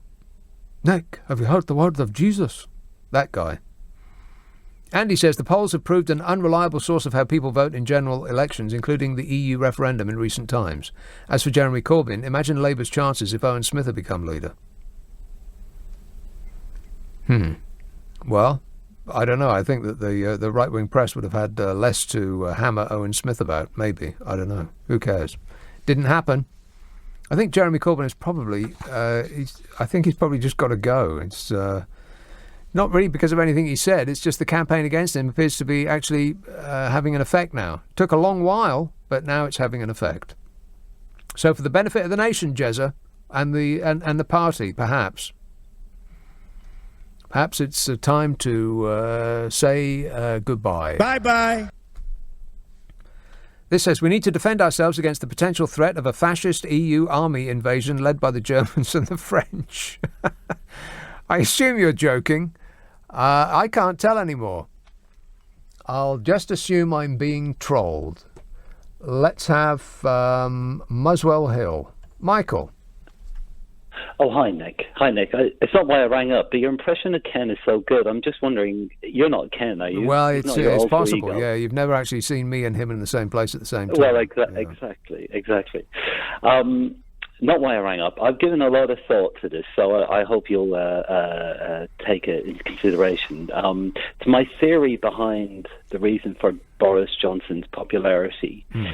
So let me know what you think of it. I mean, it's clear that he's based it on a British icon, but actually I don't think it's Churchill. I think it's another icon. And before I tell you what it is, I'm going to ask you a question. Well, now, what do you mean by it? He's based it. What it? Well, his personality. Oh, his personality. Is his, the Boris Johnson. I mean, who else do we call by the first name? He has personality, whether you like him or not. Yeah, no, he's got personality. You don't mean the way he looks. You mean his personality. Exactly, his charisma, whatever. Okay. If you like him or dislike him, and he is very popular he's more popular with the English than he is with the Welsh or the Scottish. Yeah. And I'm going to ask you, Nick. Only a certain type of... I mean, he's more popular with the people within the M25, with people who are more like him. You go to, I don't know, Burnley, and I very much doubt that he would, the people of Burnley would throw a parade for him. Well, I don't know. Maybe we could try that. But I'm going to ask you a question, Nick. What do English people like more than human beings? Puppy dogs. Exactly. Yes. Puppy dogs. And that's what I believe he's based his personality on, because it's not Churchill. I think he's based his personality on an old English sheepdog. See, you don't mean personality, do you? You mean the way he looks. Yeah, no, but his whole, charisma. The way he drools. Exactly. Look, here are the reasons, right? Firstly, they are very English. They are very shaggy. Yeah. They're very big, and they're quite awkward. So they knock things over and they break things, but you forgive them because it's like, it's an old... They're so cute. Yeah. Well, exactly. And I believe that he partly, that's why he's able to, say this awful thing about that poor woman who's in jail in Iran and get away with it. It's just a gaffe, rather than a stupid, unforgivable thing to say. It's just a gaffe. It's Boris. They allow him. Yeah. Like the old English sheepdog knocking over somebody. You don't hold them responsible, for their actions. Yeah. And I think as part of that is this, he taps into this, like Trump, this sort of man-child thing, where, people, they can say what they like, and some people will see it as honesty, but, rather like a child who's going to say things that, somebody who's more diplomatic you wouldn't forgive for, he's allowed to get away with it. Right. And well, whatever he does, he's allowed to get away with some things, but he's not allowed to be on the sofa. That much we do know. Well, actually, speaking of the sofa, have you ever read Martina Hind? No. I know certainly not. I know you don't think. I know you think a lot of people don't read The Guardian, but I am one of those people who occasionally. And she wrote, the journalist. Yes, I have. Yeah. Anyway, she wrote recently about one of his speeches in which Johnson talked about obviously Britain being great again, and he actually used it. He said where we could look after our children, and what? She being. He actually used that phrase, and she said Johnson is supposed to have surrounded himself with these really, really intelligent people, and she was just putting forward, But wouldn't one of them have said, that's quite an odd phrase to use for a man who's not prepared to admit? Yeah, he doesn't even know how many children he's got. Has. Yes. And he doesn't look after any of the ones that he's admitted to.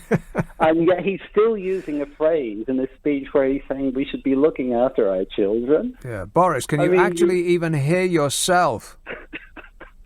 You really couldn't make it up. And yeah, he's the guy that we have... well, no, we haven't. What is it? 0.2% of the population have just. I just don't think that I don't think that he's really in charge. I just can't see it. He doesn't seem to be the kind of person that has a strong opinion on anything other than his own self-advancement. And in that regard, he's exactly like Donald Trump. But whereas Donald Trump does appear to be making a lot of decisions because they're almost everything that's coming out of America is certifiably insane, I just don't think that Boris Johnson's that bothered. So he's got this hatchet guy, Dominic Cummings, and whoever else it is that is actually pulling the strings, dancing him around like a puppet. He's just the cute, lovable face of the European Research Group, which is the face of whoever is shouting the loudest now. That's where we are. We're being led by whoever shouts. In fact, if you actually boil it down, this country's now being led by you-know-who. I'm a nutcase. Absolutely. Well, I was actually thinking when I was referring to the old English sheepdog, and I do think there's a lot of that. You know, whether he was, a wolf in sheep's clothing, but I don't think even he knows, Nick. I'm not sure he does know what he's doing, or whether he wants to be really evil or just to be really liked. Yeah, I think liked is it. Yeah, in a nutshell, that's it. Yeah, like an old English sheepdog. Precisely right. You know what? This conversation makes me want to run out and buy a tin of Dulux. It's strange that, eh? All right. Thanks a lot, Michael. 0345 6060 973. Speaking of which, there is a song that comes up on the video at my gym every now and again called Magnolia. You should go, if you want to be amused for 3 minutes, go and look at that. It's two blokes who are painters, decorators, and they're singing a song about magnolia paint, which is apparently at the toppermost of the people's wish list for a wall near them. It's actually very funny. It's kind of punkish. I like it. The Magnolia song by whoever it's by. Ask for it by name. 0345 6060 973. You can text 84850. Email nicka@lbc.co.uk. And if you're on Twitter, it's @LBC. Friday and Saturday night at 10, Nick Abbott, LBC. Nick Abbott on LBC. Call 0345 6060 973. Now everybody's happy. You know, this is that story about the people who have bet against the country while also funding us going in the direction in which it would help them to make more money. And us less money, by extension. This was in the Mirror a couple of days ago. A pro-Brexit hedge fund boss who's made hundreds of millions of pounds betting that the pound would fall in value after the referendum has donated £10,000 to Boris Johnson. Crispin Odey, founder of Odey Asset Management, previously gave £870,000 to the Leave campaign. Wow. 870,000. Now, the Leave campaign was successful. You know how much he made? 220 million. So I'd say that was a pretty good investment. £870,000 funded the Leave campaign, bet against the pound slumping, and in one night after the referendum result made £220 million. He gloated the very next day. There's an Italian expression, he said, the morning has gold in its mouth, and never has one felt so much that idea as this morning. He has a personal fortune of £750 million, and he revealed he was again shorting sterling and predicting that it would fall further. See, I ain't making this stuff up. Shorting involves borrowing money, currency or shares, and selling immediately in the hope of buying them back later for less and pocketing the difference. It's one of those financial finagling routines. Way too complicated for the likes of me to understand. The pound this week dropped to its lowest price against the dollar in 2 years, and Boris Johnson is vowing to quit the EU in 3 months with or without a deal, which every expert that you would get to speak on the subject would tell you that that would cause the pound to fall further, which means that you and I will be less well off, but certain individuals who are already so spectacularly rich that even if they spent every hour of every day for the rest of their lives trying to spend money, they wouldn't get through the amount of money they've got. Too much is apparently not enough. £1.7 million has been given to the Tories, UKIP, Brexit groups and individual politicians, including £9,000 to Jacob Rees-Mogg by Mr Odey and his companies. Boris Johnson raked in more than 600,000 in donations in 3 months while running for the Tory leader, including £10,000 from Mr Odey. A Channel 4 documentary claimed that Mr Odey's funds were gambling nearly £460 million against UK firms by shorting stock. The Mirror estimates the current figure is closer to £350 million. So that seems like a pretty good deal if you got the money. Do you have £850,000 to bet? No. No, I didn't think so. But if you did, boy, you'd really be in the cash, wouldn't you? You'd be up to your eyeballs in it. Squire says, we don't need humans to join the army or the police. We should be developing droids to fill these positions. Correct. He says they'll be much more efficient than any humans. Affirmative. Yeah, there's this scary video on the internet. I think it's not a real thing. It was a vision of a dystopian future, which doesn't seem unlikely at all. Somebody on stage releases a cloud of robot flies, about as big as a dragonfly, something like that. They already have those, don't they?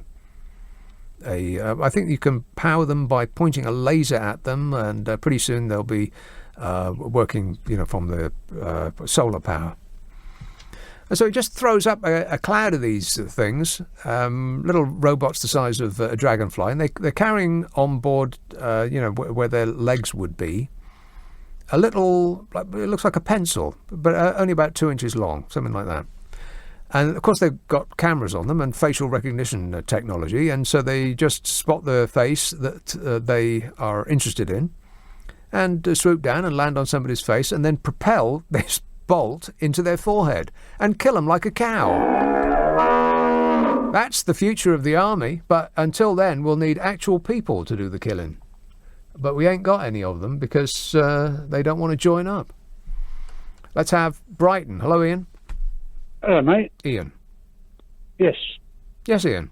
Well, what I would like to say is I cannot believe that the government put the vote to the people who know nothing about anything to do with Europe. Right. I mean, I've spoken to a few people, and I asked them, I go, why did you vote leave? They said, well, Napoleon tried to take us. I mean, well, that's 200 years ago. Oh, man. for crying out loud, you've got to be kidding me. Not even I've heard that. I've been having this conversation with people for 3 years now. Napoleon? Straight, honestly. Another geezer said to me, oh, all these illegal immigrants coming over here. Right. I'm like, really? So you think coming out of Brexit's going to stop them? And, yeah, but I thought, and I'm talking to these people, and I'm thinking to myself, they know nothing about anything. It's worse than that, Ian. They know nothing about it, but they think that they know an enormous amount. If they knew that they didn't know anything, that would be one scenario. But they know nothing, but think they know everything, which is much worse. I'll tell you what they don't know. They don't know why Britain's called Great Britain. That's how thick they are. I'm sorry to say, I don't mean to degrade anyone. Well, what do you mean by why is it called Great? Well, I know why it's called Great Britain, but they don't. Well, why is it called Great Britain? Well, because of King James, the union of the two parliaments. Is this a history lesson now? Oh, God, I hope not. Well, no, of course it's a history lesson, because that's fact. Facts. Oh, well, we're no longer interested in facts, Ian. We're all about feelings now. Keep up. Oh, yeah. I thought, sorry. Yeah, sorry, I wasn't paying attention at the back. Okay. I mean, I can't believe that we've got such uneducated people in this country that know nothing about anything, and they gave them the vote. Yeah, well, it's and further than that, it's worse than that. They're allowed to reproduce. Don't forget that. That's even worse. As long as they've got tattoos on their breasts and on their arms, we're okay, and they eat plenty of fat food. Right. Yes. Okay. Yeah.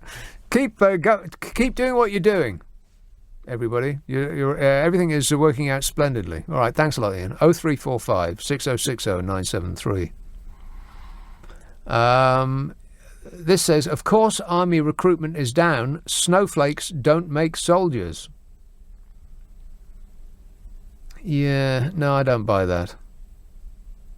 There was this big hoo-ha about these adverts that were trying to get people with the kind of skills that really the army would require.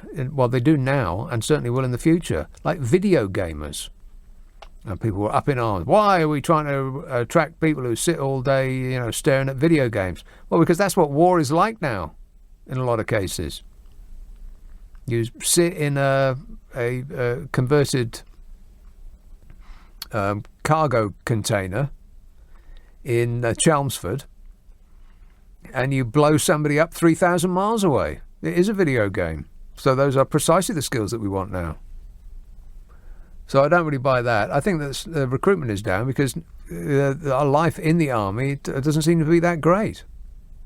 I mean, the accommodation is bad, the pay is bad, the conditions are bad, the prospects for when you leave are bad. What sounds great about that? And they'll fire you before you get your pension. It doesn't sound very attractive. And the kit. I mean, all of these stories about the war in Afghanistan, the rifles that didn't fire in the sand, and the boots that melted in the heat, and the vehicles that didn't give you protection enough. There is that. The fact that the government doesn't really seem to care. Taken advantage of. So if you really want people to join up, then you've got to make it appear as though there is another side to the contract. It's not just them signing up. We, the people, have to sign up to protect and take care of them. But they come out and with all the kinds of injuries and complications and mental health issues and so on, and it appears to the casual observer as though they're just flung aside, like, we're not really that bothered, don't care about them. Thanks for your service. 0345 6060 973. Let's have Battersea, Giuliano. Oh, sorry. Hello? Yes, sir. Oh, yeah. I wanted to ask a question to you. Yeah. About 3 years this has been going on, hasn't it, with the Brexit thing? Yes. And I can't actually remember why it started. Yeah. How did we get here? Yeah, I have no clue. I mean, I was enjoying life. Mm-hmm. Everything seemed to be going along swimmingly. Yeah. Yeah, and then now I get told by lots of people on the radio that my medication is going to go away, but I'll be fine because I need spirit. Yeah, just positive thinking, Giuliano. That's what will bring us all through this. Yeah. But I don't. You can't remember how it all started. No. Well, David Cameron used to run the country. Can you believe that? And I remember that. And in order to shore up support for for him continuing to do that, in order to shut the backbenchers up, who kept boring on about Europe, and they were the only ones in this country that were, by the way, a bunch of old geezers who just kept going on and on and on about how we used to be great and make Britain white again, and which was the subtext, and all of that. We must take back control and blah blah blah. They were the only people who were going on about that. Some backbench Tory MPs, and in order to shut them up, David Cameron had a wizard idea. He thought, right, I'll have a referendum, and then we will take it to the wisdom of the people, who will overwhelmingly say that we should remain in the European Union because we're getting along just fine. and then all you backbench grumblers will shut up forever. But it didn't work out that way. You know, when you ask people, if you go back to polls before the referendum, before any of this started, and you see what were people's top concerns, Europe didn't even come up. It wasn't even on the list. Nobody gave it a second's thought. People were concerned about police and the schools, and they were concerned about the roads and their local council and care for the elderly and all of these important things that have been just put on the back burner or just ignored completely over the last 3 years, while the Conservative Party tears chunks out of itself, and by extension so does the country, in order to shore up David Cameron's support within his own party. And he's long gone, sitting in his shed, pleased with himself. I think this is nonsense. Yeah. So there it is in a nutshell. Oh, okay. Well, I didn't know any of that. Well, every now and again, this show's educational, ain't it? No. Not really. Well, not really. Okay. Well, you're welcome, Giuliano. Is there anything else I can help you with? Yeah, for quite a while, I was against the idea of those adverts with the army, with the whole gaming thing. And then as I'm sitting here waiting for you, and you've just reminded me that war is pretty much like that now. Yeah.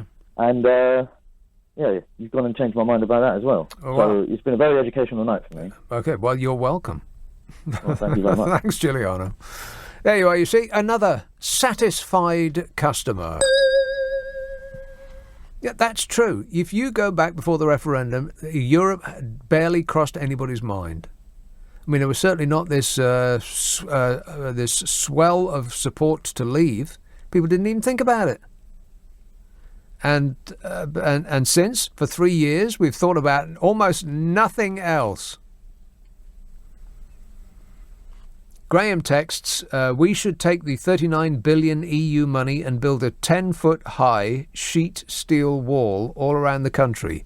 Zero illegal immigration. I'm building a wall, okay? I'm building a wall. I'm building a wall, okay? I'm building a wall. Yeah, I assume you're joking, but these days you just never know.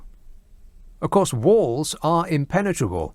If somebody puts a wall up in front of you, there's no way to get through it. If there's a concrete wall in front of you, go through it, go over it, go around it, but get to the other side of that wall. Friday and Saturday night at 10, Nick Abbot, LBC. This is LBC with Nick Abbott. Call 0345 6060 973. Tweet at LBC. Text 84850. Hi, Annie. How are you? I'm super. Thanks for asking. Here's a call in Luton. Steve. Oh, hi, Nick. Hi, yeah. I'm just ringing, right, because, the people who want to leave, we're going to leave the EU, who keep talking about, this fantastic past that we've got and everything.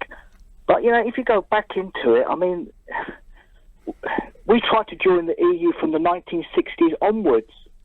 It took about 12, 14 years because they wouldn't let us get in there. And the reason I say that is because before we joined the EU, my parents drove from this country in the early 70s through northern France to Strasbourg, into Stuttgart, Baden-Württemberg, because there's friends there, and we stayed there. And the minute you left Britain, you could actually see the difference in wealth in France and Germany compared to the UK in the early 70s. Right. So, we were the sick man of Europe in the 1970s. I remember the 70s. It was awful, apart from music and films. That was about it in the 1970s. Yeah, you're right about that. But the thing is, it wasn't just the 70s, was it? Because the British government tried to get into the EU from 1960 onwards. Yeah, but we weren't wearing trainers, and our name wasn't on the list. No, you're right about that. Another thing I want to say is the thing I've actually lived in. I've lived in like Germany, Austria for quite a few years, and you were talking earlier on about this situation where if you pay more tax, you get a better lifestyle. Well, you get a happier populace, yeah. You get a happier populace, correct. Because the thing is, what I noticed was, when I was over there, the thing is, the impression I get is that in order to have a good lifestyle here, most of the people spend all their lives trying to get rich. And that's it, virtually everyone, from the poorest people, when you see them buying those little lottery tickets, do you know what I mean? Like, they're dressed in, they're not dressed too well, you know they have got very little money, and they're just basing everything on getting this ticket. Yeah. You see all over the place. Luck. And the people in the professional jobs and the people at the top, everyone seems to be spending all their lives trying to get rich. And the thing is, it's impossible for 60 million people to become millionaires. Yeah, it's not really that I think that people are trying to get rich. I think people are trying to keep up with their own spending, but their own spending, as is the case individually and also the country, is way out with their means. People don't live within their means because they don't want to. They want to be amused all the time by buying knickknacks and clothes they're not going to wear and gadgets, endless gadgets. There's a new gadget that's shinier than the last one, and it's smaller or thinner or bigger or fatter, or there's some new thing that you've got to have, because otherwise your life won't be complete. It says it right there on the advert. You must have this thing, otherwise you won't be a real person. And so they spend their entire life trying to keep up with themselves. And because they're constantly, the advertising is unbelievable. From the morning to night, you're constantly being on the internet, on newspapers, radio, television, even on the BBC. But that's not a new thing. No, it's not new. But the thing is, like I said, I lived abroad, like I said, in Germany and Austria for quite a few years. Yeah. For example, I lived in Vienna, and I also lived in Stuttgart, and I actually worked there as a teacher in the education system. Yes. And the thing is, like, for example, there wasn't any school uniform. Now, if you say like Austria, Vienna, southern Germany, quite wealthy places, and the thing is, there was no school uniform in the schools, and the children, they never made a big deal about trainers or clothes or anything. And over here, it doesn't matter if you come from the most deprived area, you'll make a big deal about the most ridiculous thing, like a mobile phone, for example. Or they've got to have the latest trainers, or some logo sweatshirt, or something like that. Yeah, something that you saw, your favourite hippity hip hop star wearing, like I don't know, Kanye West showed up in something. Whoop dee dee scoop poop. And you absolutely have to have it. But the thing is, it isn't also down to the education system. I mean, the thing is, if you go to like Northern Europe, most people there are well educated. I mean, the thing is, people try to learn 2-3 languages. And over here there seems to be no culture, or there seems to be a massive deprivation of education. To the extent that we seem to be more caught up with this, with a kind of an acquisition society. We're more acquisitive. We feel the need to keep up with the people that we think we should aspire to be, and that's usually just comes down to buying things that we don't need with money that we haven't got. If people were just more comfortable and satisfied with the things that they've got, instead of maxing out their credit cards, buying things that they don't need, but that will make them feel good for a brief moment, then life would be better for all of us and the planet. Well, you're right about that. What about the thing is they've taken religion out of the society? What do you think of that? Who's taken religion out? Well, I mean, on television, in schools, wherever you go, there is no religion. Good. I think that's excellent. Finally, we're out from underneath that cloud. But don't you think they give you your morals? No. Religion gives you morals. Don't. Religious leaders, please. Well, I'm not talking about the religious leaders. I'm talking about the actual books, like for example, the Bible. It's meant to be a Christian country, and the thing is, if you go, the best people that have ever come out of it have had some sort of moral code. Yeah, but you don't get a moral code by reading a book that was written by persons unknown thousands of years ago. And plus, you can justify any action that you would care to think of off the top of your head by something that you will find in that book or a book similar to it. If you need to find a moral code by reading a book, then you've lost your way somewhere, Steve. But bless you, my son, and thanks for calling. 0345 6060 973. Steve says, You promoting the EU army. Even Nick Clegg denied advocating that as a pro-EU, anti-Brexit EU federalist. You talk a lot against multinationals, but the guy talking about Goldman Sachs you dismissed. $1 billion corruption charges in Malaysia. Is it because he had an accent and not metropolitan media elite? What are you talking about? I dismissed him because it wasn't just Goldman Sachs who are spending money on their favourite political party. I dismissed the idea that he suggested that Goldman Sachs were the only corporation or entity that was spending money on American political parties. That it was entirely their fault, which is completely untrue. Of course it is. It had nothing to do with the fact that he had an accent. What difference does that make? He says you have a lot of dissonance in your views. Well, you mean I lack harmony? 0345 6060 973. Let's have who's been waiting the longest. Be totally fair about this. Malvern Hills. Nelson. Hi, you alright? Yes, Nelson.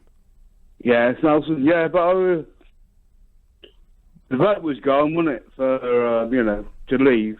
But I was a Remainer. What? I was a Remainer. You're a Remainer, yeah. But now I want to vote to leave. That's the thing. You want to vote to leave now? I'd vote to leave now, yeah, because of the way it's gone now. And what leads you to that conclusion? I'm mixed race anyway. Your mum's Scottish. She died last year, and my dad's Mauritian. Does that have anything to do with what we're talking about? Yeah, I think you're talking about Brexit and everything. Is it not? Yeah, but so it doesn't have anything to do with what we're talking about. What are you talking about then? Well, we're not talking about you being mixed race, specifically. Yeah, I know that, yeah, but what are you talking about, Brexit? Okay, I'm going to put you on hold, Nelson.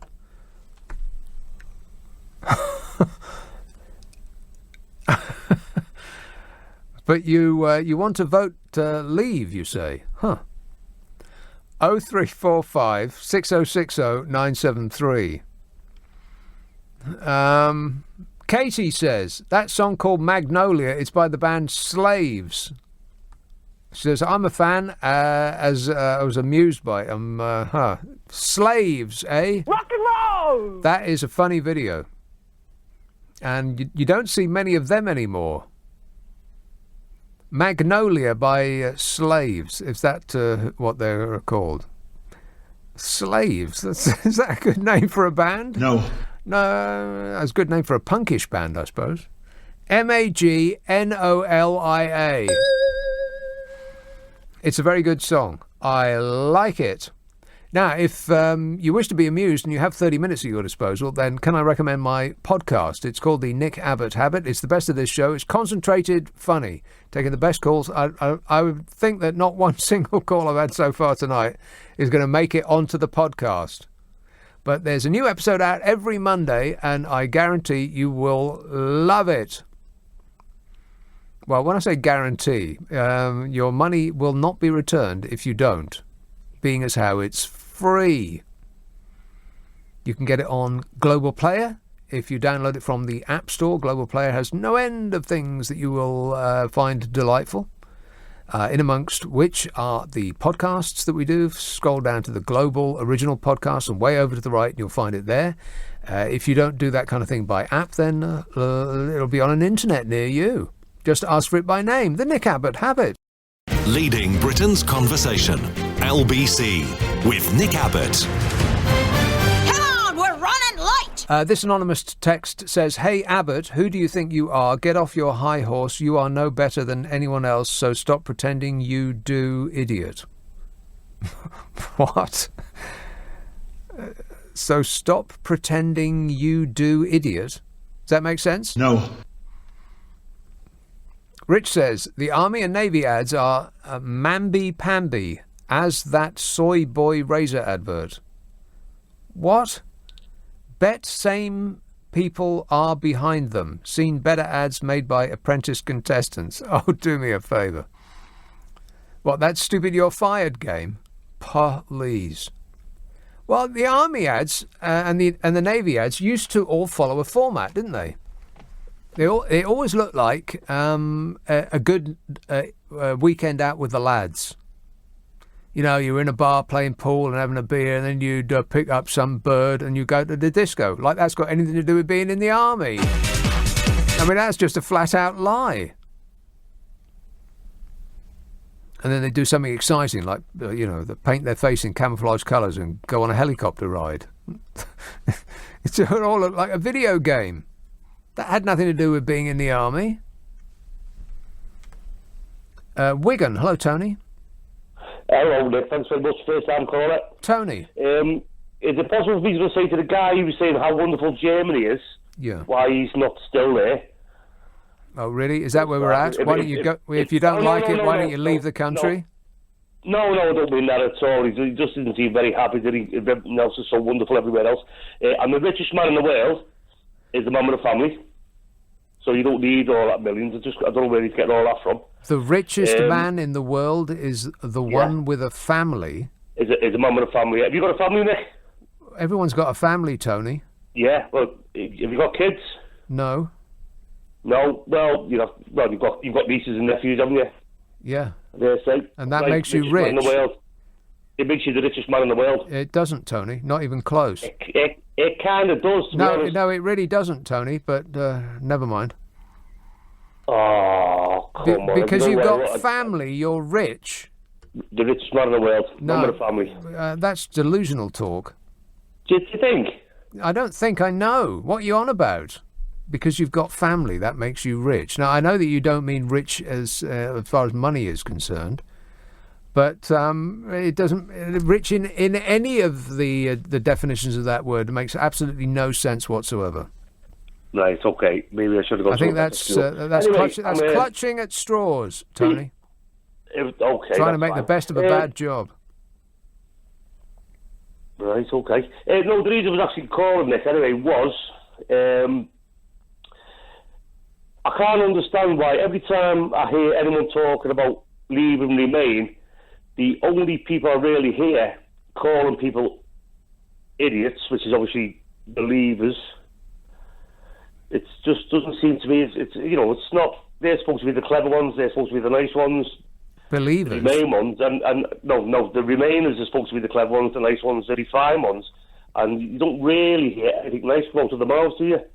You don't hear that many leavers calling everyone else idiots and half the country or a third of the country idiots. You've got to be kidding me. No, but you only don't hear it, Tony, because you agree with them. It's like people who call me up all the time saying, "Oh, you're so biased. You should be like that Nigel Farage. He's not biased at all."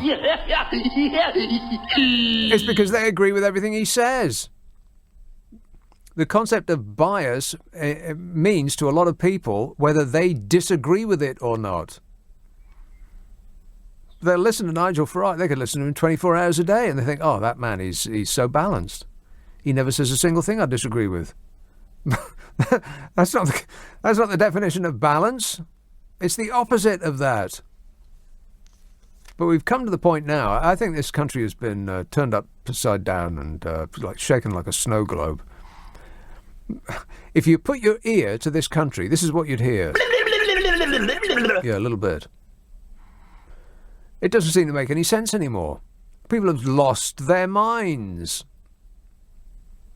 And now you are unbalanced if you say something that anybody disagrees with. But if you say things that they completely agree with, then that is the definition of balance, apparently. This says, in the event of another major London blackout, David Cameron's full moon-like face could be deployed to illuminate the city centre while the electricity board trying to find the right fuse. What do you think of that, Dave? I think this is nonsense. Yeah. And this says, Magnolia by the Slaves can only appeal to champagne socialists and Ramonas.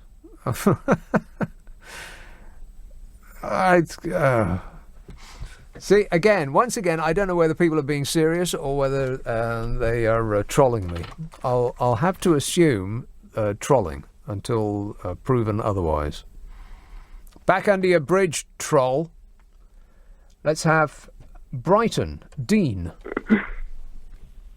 Dean. Hello? Yes, Dean. There you are. You're right. Yeah, you're right, Nick. Yeah. I tried to ring yesterday, but my phone was a bit funny. Funny? MI5, I reckon. Yeah, it was crackling a bit. MI5, anyway, yeah, no doubt. I reckon it was them again, MI6 Yep. or the CIA. Anyway, I was just thinking, especially off the last caller, and then Jane, a few calls before, Nyla was going to convince you to switch sides to Brexit. Totally lost. But the thing is, it's just that, look, the last caller, all Ramonas call Brexit, people who voted to leave, idiots. It's generally because they are. Because every time they come up with an argument and you rebuff it, they just go to the next one. So they go, how about the amount we pay into the EU? And you go, okay, well, this is what we get back directly and indirectly with investment and blah, blah, blah, And they go, oh, yeah, but what about they're unelected? You go, well, how are they unelected? And you try and explain the process of elections, which they've never voted before in their life anyway, so of course they haven't. They go, oh, well, I never elected George Juncker, whatever his name is. Go, yeah, but the people that you elected in this country in European elections did vote. I think it's actually the heads of state who vote for the leader of the, isn't it the European Commission? Everybody that is a part of any of the different departments and colleges of the European Union have been either directly elected by the people or elected by the people that were directly elected by the people, which is which you can't say for this country. No, exactly. This is what I mean. It's like you go, hold up, we've got like you say, a head of state that hasn't been elected. It's actually an hereditary wealth. So basically, as soon as you're born into it, you live in absolute splendour and wealth. It's absolutely preposterous. Yes. Yeah. So this is. But they defend that to the hilt. Of course. It's just absolutely ludicrous. It's indefensible. Our unelected head of state, gifted it by God. Exactly. We've got a head of state that no one elected is too blonde for the master race, and everyone's fine with that. But somehow, the EU and this is the thing as well, as they go, oh yeah, but what was it? The last one I heard, it just killed me. That was it. It was this girl. She's going abroad, and she was like, I said, after the free movement of people stops, you won't be able to just go on holiday as easy as you do now. She was real confused. She went, no, I can't I? I said, no, because obviously you're in the free movement of people. It's not just them coming in, it's actually we going over there. And she's like, I didn't vote for that. You didn't know what you voted for because you're an idiot. That's simple as that. So Well, without saying anything controversial, Dean, an idiot, you say. Well, Well, I'll tell you what, people. I'll tell you what. I'll make a deal with you. If you stop saying stupid things, I'll stop thinking of you as stupid. How does that sound? Exactly my assessment of that. And the last thing as well, I'm just going to say, is that I get classed as unpatriotic because I don't want to drag my country into a recession, and actually, like you say, turn it more white than it already is. I mean, it's like when you go, Obama, the first black leader of America.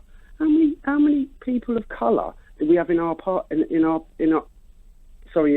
government? But I can count 2. Well, there's been a shake-up lately, and I think Boris Johnson was virtue signalling by some of his appointments, but so I don't know how many. It's hard to keep up. It's changing so fast, my head's all of a spin. But anyway, thanks a lot, Dean. 0345 6060 973. This says, Liz says, how can you bear these fools who can't spell, can barely speak because they're under the influence, and are ardently pro-Brexit? I could not be so restrained, says Liz. I'd taser them to the ground and hose them away. I bet Boris Johnson's going to be absolutely furious that those Waffensquirter 9000 water cannon aren't available for use anymore. I think he's going to need them. Probably on November the 1st, there or thereabouts, when everything does not go according to plan. If indeed there is a plan. Does anybody think there's a plan? No. Are we just stumbling our way through? Yes. Yeah, I expect so. Let's have Istanbul. Bernard. Yes, hello, Nick. It's nice to be on your show. Oh, my God, you're so loud. Yes, sir. Oh, sorry. Am I talking too loudly? I listen to you in Holland, where I live partly, and here in Istanbul. Yes. I'm originally from England, from Middlesbrough, and I've lived most of my life outside of England, the country and the people that I still love. And what disturbs me a little bit, and I think your program is brilliant, and the humour that you bring is one of the few sane sounds on the radio. But why you are so negative about Corbyn? No, I think you've misunderstood. I'm not negative about Corbyn. In what way am I negative about Corbyn? Now, you said that he should resign. Well, I think that the program against him. The program against him is just now becoming successful, and his numbers are falling, whereas previously they had remained pretty solid. So I think that you should look just at the numbers. I mean, you have to really look at the message and the person, and I think that is really the only thing that we can bank on is the policy and the person. Well, it comes down to electability, Bernard. Is he electable? Because you can say all you like. You can say all of the good things that you like in opposition, but it won't make no difference. You have to become electable. I mean, what does he have to do to lose the policy or lose his personality, or lose his principles? If he shaved, maybe that would be a start. He's not bad looking for a pretty old man. I'm 74 years old. Well, 74 years old. Yeah, well, but that's neither here nor there. You have to be you have to be an attractive proposition to at least 40% of the people. And I'm not sure that's true. Don't you think that one of the reasons that he's not so popular is because the media... Of course. Yes, that is the reason. So, I mean... But whatever the reason is, you have to go with, is your party being led by somebody who is electable? And it doesn't matter whether they're unelectable because of what they've said or how they dress or because they pick their nose in public or because the majority right-wing press in this country have had a campaign to sink you. Whatever it is, if you are now no longer an attractive proposition to the people, then for the benefit of your party, you probably have to step aside. Now, I'm not saying that that's a good thing. I'm just saying it's, that's just addressing reality, which I know is an unfashionable concept these days because we've all left reality behind. God, wouldn't that be marvellous if we could leave reality behind? Everybody take the blue pill, or is it the red one? God, forget. Better not make a mistake. Because once we've gone down the rabbit hole, can't go back again. Now, whatever happens between now and next Friday at 10 o'clock, well, it just blows my mind thinking about the possibilities. But we'll chew it out and we'll spit it up then, eh? Chew it up and spit it out. Yeah, don't chew it out and spit it up because, a disaster could ensue. You might get it all over you. But join me on my podcast, The Nick Abbott Habit. Until then, if you stick around, Steve Allen will set you straight at 5. But right now, it's Matt Stadlen. Hey, Nick, have you heard? No, I have not. Talking of popularity, internet dating apparently is very popular these days. Is it? It is. Also, bizarre, in fact, quite frankly, ridiculous. The football season is already underway. I know, finally. Absolutely absurd. Did you hear what Churchill said of Clement Attlee? Mine's a large one. No, he said that an empty taxi pulled up and then Mr. Attlee got out. Yes. Have you also heard that Churchill said that Attlee had... Well, that didn't quite work, did it? Someone said of Clement Attlee, Do you want to start again? Yes, someone said that Clement Attlee's very modest, and Churchill said, do you know what he said, Nick? Yes, I do. He said he's got a lot to be nervous about. He's got a lot to be modest about. Yes. Finally we got there. On your radio, on Global Player, and Play LBC. Leading Britain's conversation. This is LBC.